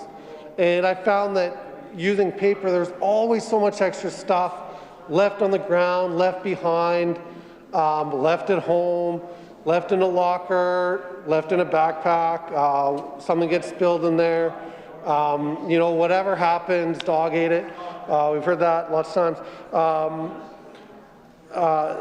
It just felt like there was so much waste. We always went through so much more paper than we needed, and it wasn't affecting the things that I already talked about, the uptake and the engagement of the material. So again, I think that in this bill, the Queen's Printer Amendment Act, it's kind of the best of both worlds. We can increase that engagement and the uptake by making things available electronically, but we've still got that paper copy for those who want to engage that way. We know lots of folks do. I don't mind picking a newspaper and reading it, reading the paper copy, but probably 99% of the news that I engage with is digital, using an app on my phone, accessing a web page, sharing things on social media. And that's another thing that maybe this will allow, is maybe allowing some of the material, some of that electronic material to be shared digitally too, right? Using social media. Wouldn't that be cool if we saw, as a result of this legislation, stories in the Saskatchewan Gazette shared on Twitter or on Facebook, you know, and to increase the engagement and the uptake, as I talked about with my experience as a teacher when I made a similar change. So overall, you know, I'm happy to see the Gazette moving from print to online and still being available in print. Certainly, I think this fits with other changes we've seen in this session of just kind of modernizing older legislation and bringing about some important changes. With that, Mr. Speaker, I will voice my favor for Bill 39, but I do want to continue to listen to my colleagues as they share their insights and their stories and their opinions with us on this piece of legislation. But I will move to adjourn debate on Bill number 39, the Queen's Printer Amendment Act 2021. Thank you.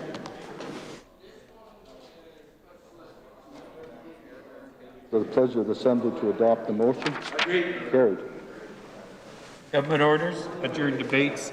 Item number 3, resume debate on the recognize the member from Regina Lakeview. Thank you, Mr. Speaker. It is my pleasure this afternoon to rise and enter into debate on Bill number 40, this being the Trespass to Property Amendment Act 2021. Experiencing a little bit of deja vu, Mr. Speaker. This is a similarly named bill that we saw introduced in the last session with regard to trespass laws.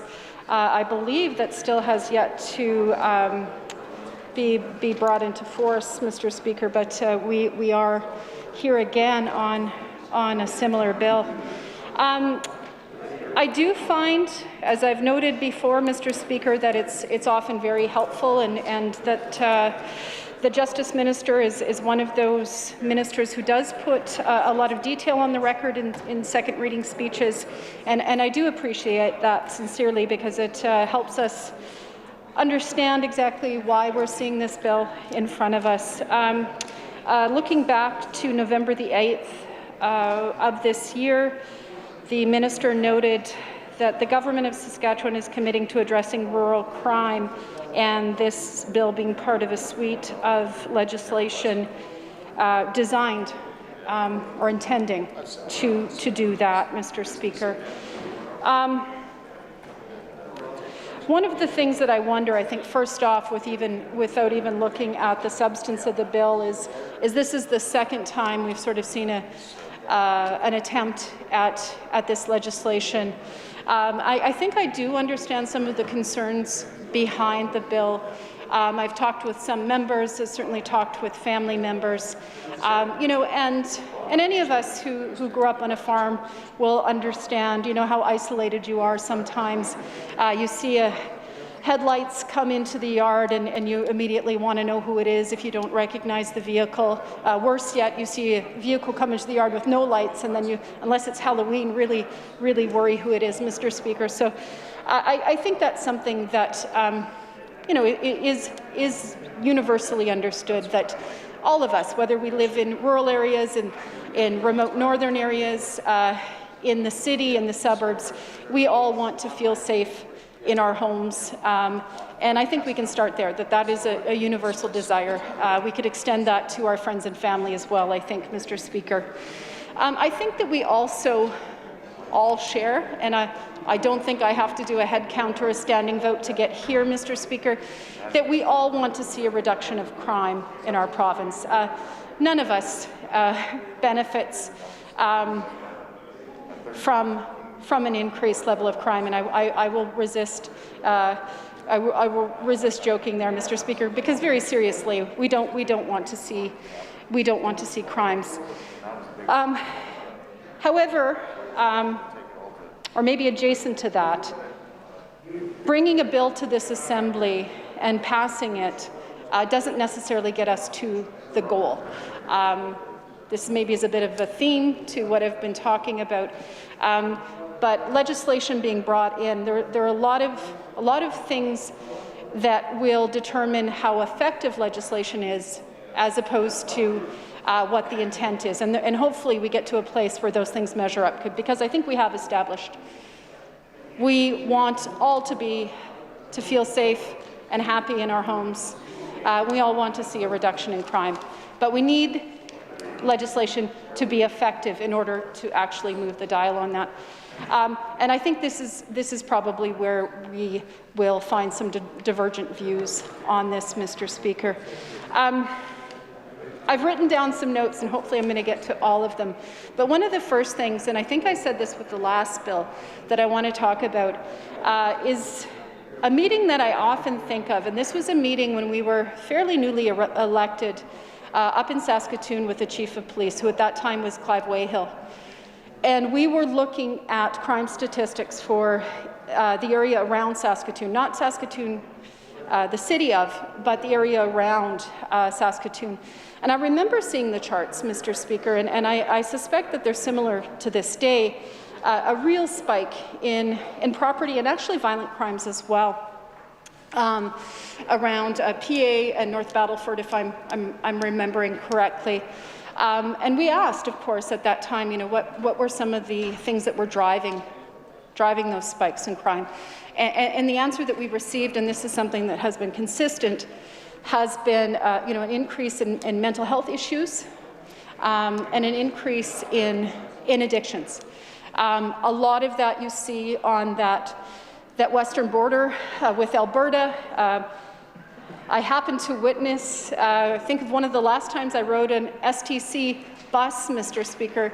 I was coming from my brother's in Meadow Lake and riding on the bus and witnessing a car, a souped-up sports car, driving like at a speed you could hardly see them down the highway in a very dangerous way. I've come now to suspect that was someone who was up to no good. Members over here are suggesting they might know who that was, Mr. Speaker, and I guess they can take that up with the appropriate minister. But I think it's probably well-founded assumption that that was someone who was moving something that they shouldn't be between the borders, Mr. Speaker. And I remember being very thankful that I was on a bus, first of all, and worrying about other people on the road. So I phoned the RCMP and recorded it while I was on the bus. It was sort of a strange thing, but one of those things you never forget. So I certainly, have empathy. As I just said, I have family there. We all do. Not only on this issue, but driving recklessly on the highways. We all want our loved ones to be safe on the highways. Again, just bringing us back to that shared interest in reducing crime. But effectiveness is another piece of this, Mr. Speaker. Sometimes when we look at something like a rise in crime, we are really, really tempted to look at easy answers. It seems very easy on the surface. Crack down on crime, increase the fines, Mr. Speaker, and I wish that were the case, that it were easy. But unfortunately, it's not. These issues have a multitude of factors influencing them. Inequality is one of them. Income inequality is shown to increase rates of crime. Lack of social cohesion, when we don't respect each other as neighbours, that increases crime. I'm very aware at this point, Mr. Speaker, that while I do have a degree in sociology, I am not a sociologist or a criminologist, and we may have some of those in the room. So I'm being very careful about how broadly and how how definitively I'm putting this on the record. But there are many studies, longitudinal studies that do look at root causes of crime, Mr. Speaker, that suggest, and the Justice Ministry would have access to these, members here would have access in the library to them, that simply putting in legislation and slapping a bigger fine on a certain activity doesn't necessarily result in a reduction of crime or of that behaviour. Especially, I don't know if folks have ever dealt with someone who is or had a family member, unfortunately many of us will have, who's experiencing addiction, to suggest that they're engaging in rational behaviour, unfortunately is just not the case. They're not thinking of fines, they're not thinking of us, they're thinking of their addiction. Their addiction is driving the bus. So in that case, I would say if you've got someone who's actively addicted, who is committing crimes, better to treat the root causes, first of all, of addiction so that they don't become addicted in the first place. But secondly, that we engage in ensuring that there's treatment, effective treatment, not just 24-hour detox and we're done and a revolving door, but actually effective treatment that people can access so that we're not seeing that as a driver of crime, Mr. Speaker. And unfortunately, I think often we are moved to look for easy answers, to having that quick clip in the media, to looking at one-year budget cycles and four-year election cycles. But the roots of this problem in our province don't go back a year, don't go back 4 years. They go back to the formation of this province. And unless we're prepared to deal with some of those issues, Mr. Speaker, we can have the goals to reduce crime.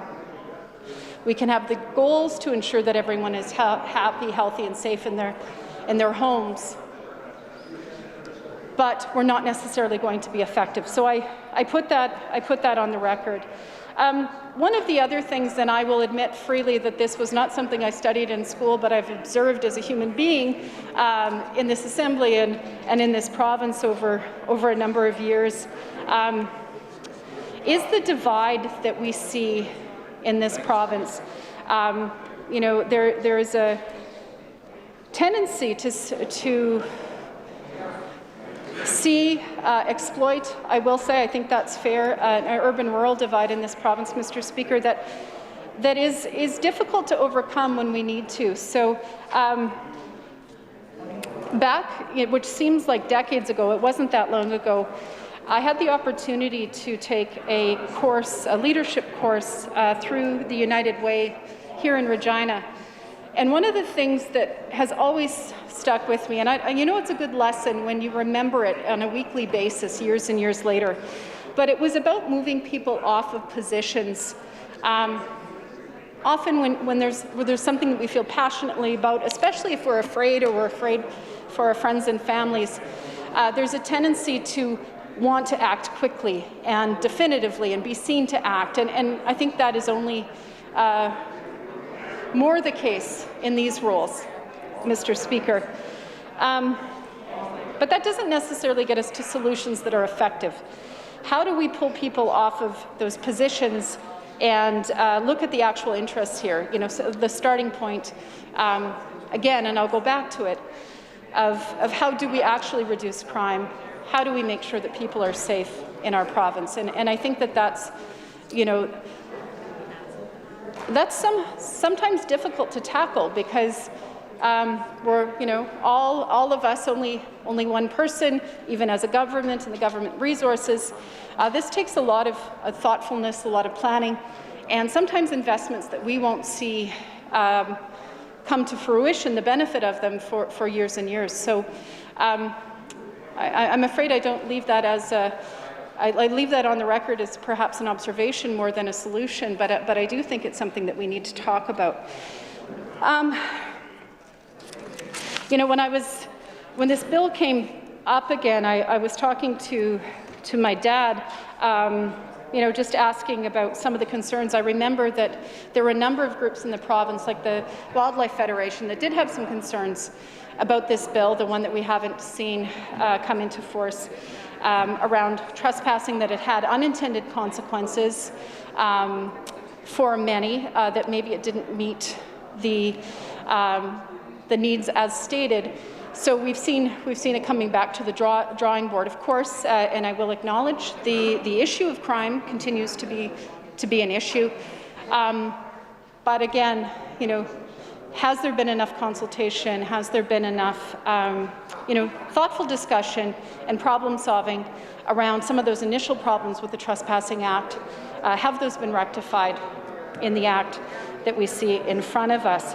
So I asked, Mr. Speaker, and I'm going to digress just a little bit, and I think I've told this story in the Assembly, but we have a lot of new members here, so I'm just going to mention it again.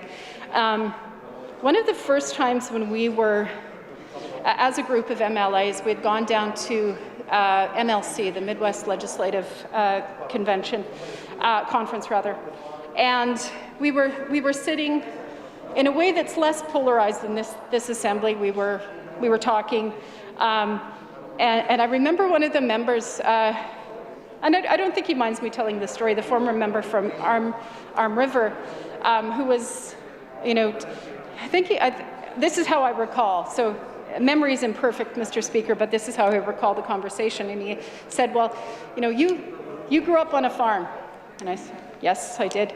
And your dad had cattle. Yes, we had cattle. And you still get along with your dad? And I said, yes, I still get along with my dad. And, you know, couldn't quite see that I could possibly be a New Democrat and all of those things to be true, Mr. Speaker. And I think that's part of the, you know, this issue of polarization. You know, I, as many members on this side, you know, either grew up on a farm or have connections to the farm, as most or many people in this province do. So I think that initially that's a bit of a false division, but we see exploited for political purposes in the province. But when I was asking Dad about this, not only did I grow up on the farm, my folks still live out there, my dad's an outfitter, so has a lot of interest in hunting, access to property in this province. And some of the unintended consequences, I think, with the initial bill, and I'm not sure if it's rectified with this bill, is for things like granting permission to hunt. That was certainly a concern that was expressed. I know people say if you're from the area, I think it is a little bit easier. Even if that is the case, many of us have seen an RM map. If you're looking at, you know, you might know this section, this section, this section, but there's some strangely titled sections when you look at those RM maps. They might be out of province. It might be very, very difficult to get a hold of them. And this was a concern that has been expressed. And I'm not sure, not only by my dad, but by the Wildlife Federation as well. So I'm not sure if that's been rectified. But I know that would be something that we would look to see. I think that there is an app that is, I did have an opportunity to speak with one of the ministers about this recently. And so that goes some way to getting permission. If you think of something like deer hunting, where it's a little different than hunting geese or fowl. If you happen to just wound a deer and the deer goes from one property where you do have permission onto another, I think that's something that's been raised as well. So that is a concern, and again, that's why we have committee, that's why we have oversight. I think that those are some of the things that the critic will be wanting to look into, and making sure that those previously mentioned concerns with the legislation have been rectified here.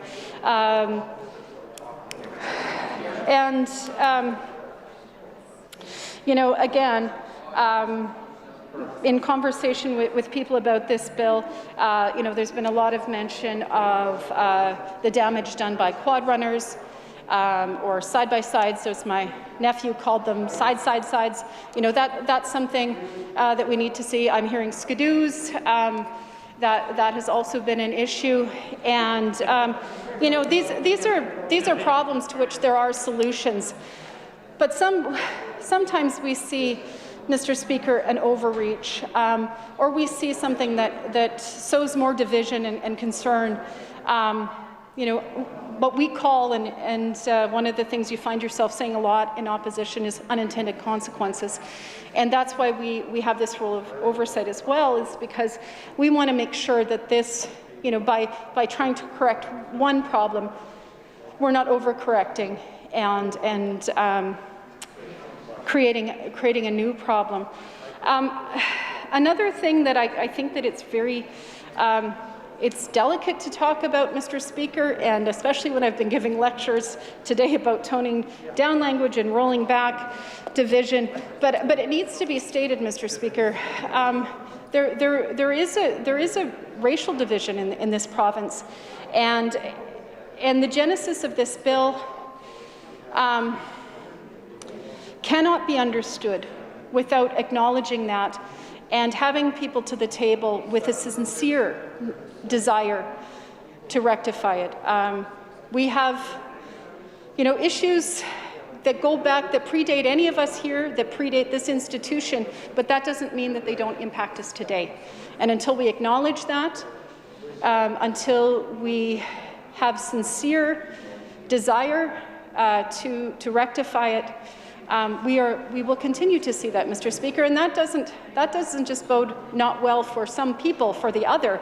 That doesn't bode well for any of us in the province. And again, I sometimes hear my colleagues from across the aisle here, note that we only come with problems, but these are problems, and you can't acknowledge. And you can't fix problems until you acknowledge them, rather. So that's something, if we really are looking sincerely at reducing crime rates, at reducing this concern in our province, that we're going to have to tackle head on, and we're going to have to make sure we have the right people at the table. And we're not going to go to those tables and suggest that we have all of the answers. There's going to have to be give and take. And that's not something that we see typically, Mr. Speaker, and is something that I have hope that we can get to. I think about the events this summer. I do believe that there were people who were sincerely surprised at the discovery of grave sites at residential schools, Mr. Speaker. But it's also deeply troubling, as deeply troubling as that is, it's deeply troubling that so many people in the province didn't know. because this has been a well-established history, well-established. That knowledge has been handed down, lived, unfortunately, by too many in this province, Mr. Speaker, in the Métis community, the Indigenous community in this province. But we have had typically such a divide that that knowledge hasn't been available or hasn't been sought out by people sometimes. And I've heard from people in communities, you know, we grew up right beside the residential school and we had no idea. Mr. Speaker, we cannot say any longer we don't know. We have the calls to action, Mr. Speaker, which many of those address some of the issues that I think, if we were to address, would address the issue of crime in our province, not exclusively, because this is not just a problem of one community. Addictions, mental health issues do not just impact one community or one demographic. They impact every community, every demographic right across this province. And again, I think that's something that we can all agree on in this assembly, that we want to see not only legislation tabled and passed. You know, a little bit of a spoiler for those listening at home. We know that if the government wants this bill to pass, it will pass, and if they want it to come into force, it will come into force. But that doesn't necessarily mean that it's effective. I'm just going to take some direction, check in with my colleagues here. It looks like I've got the all clear, Mr. Speaker. And I don't know, maybe I've spent too much time at home with my own thoughts over the course of COVID, but I really do think, you know, some of these issues, when you're elected, you think you're going to come here and debate these things, and you're going to try to find ways to come up with solutions, and sometimes we do, and I want to acknowledge the fact that, you know, we've expedited passage of a number of bills, 3, in fact, in the last couple of days in this Assembly. So we do have the ability to come together. We see other governments, other levels of governments use things like committee. You know, this isn't addictions and crime, mental health. It's not a partisan issue. It's an issue that impacts all of us. So, you know, here's a plug for utilizing those levers that we have available to us to, you know, not only bring legislation forward, to pass it, again, spoiler alert, if you're government with majority, you can pass it, but actually get closer to those goals, especially in instances where we share those goals. And I think that there's a lot of common ground here, Mr. Speaker, and we often will only hive off the places where we disagree. That can be politically expedient, that can whip up our base and all of those things, but it doesn't get us closer to where we want to go. And surely, and I think this is universal, and there are very few universal truths, Mr. Speaker, but I think that we all, as I said, we want that sense of security. We want to feel safe in our homes. We want to see our families, our children, our loved ones, our community members doing well, not struggling with addiction, not worried about crime. And the only way I think we move that dial is leaning into some of those conversations, acknowledging we don't have all of the answers. These are not easy answers, but we have a real willingness to work together to solve them. Here's another spoiler alert, Mr. Speaker, and I haven't read this either, but I'm pretty sure this is true, that no government has been 100% effective on this. As I said, this isn't a partisan issue, but we can choose to pretend that we have easy answers and to divide and to hold power. Maybe it's not an either or, but or we can choose to, you know, to not on all issues. I don't know how the system would work if we agreed on everything. And of course, there are reasons that there are different political parties. We don't agree on everything. But on the things that we do agree on, if we could find our way clear to coming up with solutions, I think we'd all be better off for it. And so that's, you know, that's sort of my COVID hope, Mr. Speaker, is that, you know, on the things that really matter, the things where we do agree, we can find a way to to be more effective. Because what we're doing right now isn't working. We're seeing rates of mental health, rates of crime, rates of addiction rise, impacting more and more families. This happened before COVID, and this continues to happen now. So we have a decision to make in front of us. Do we want to be effective, or I'd suggest we do. With regard to this bill, Mr. Speaker, again, as I said, that's why we have oversight, that's why we have committee. Others will want to talk to it. I'm not sure as long as I have. I'm sure the critic will, but I am prepared to conclude my remarks on this bill and move that we adjourn debate on Bill number 40. The member has moved to adjourn debate. It is the pleasure of the Assembly to adopt the motion. Now that it has reached the hour of adjournment, we stand adjourned till tomorrow morning at 10 a.m.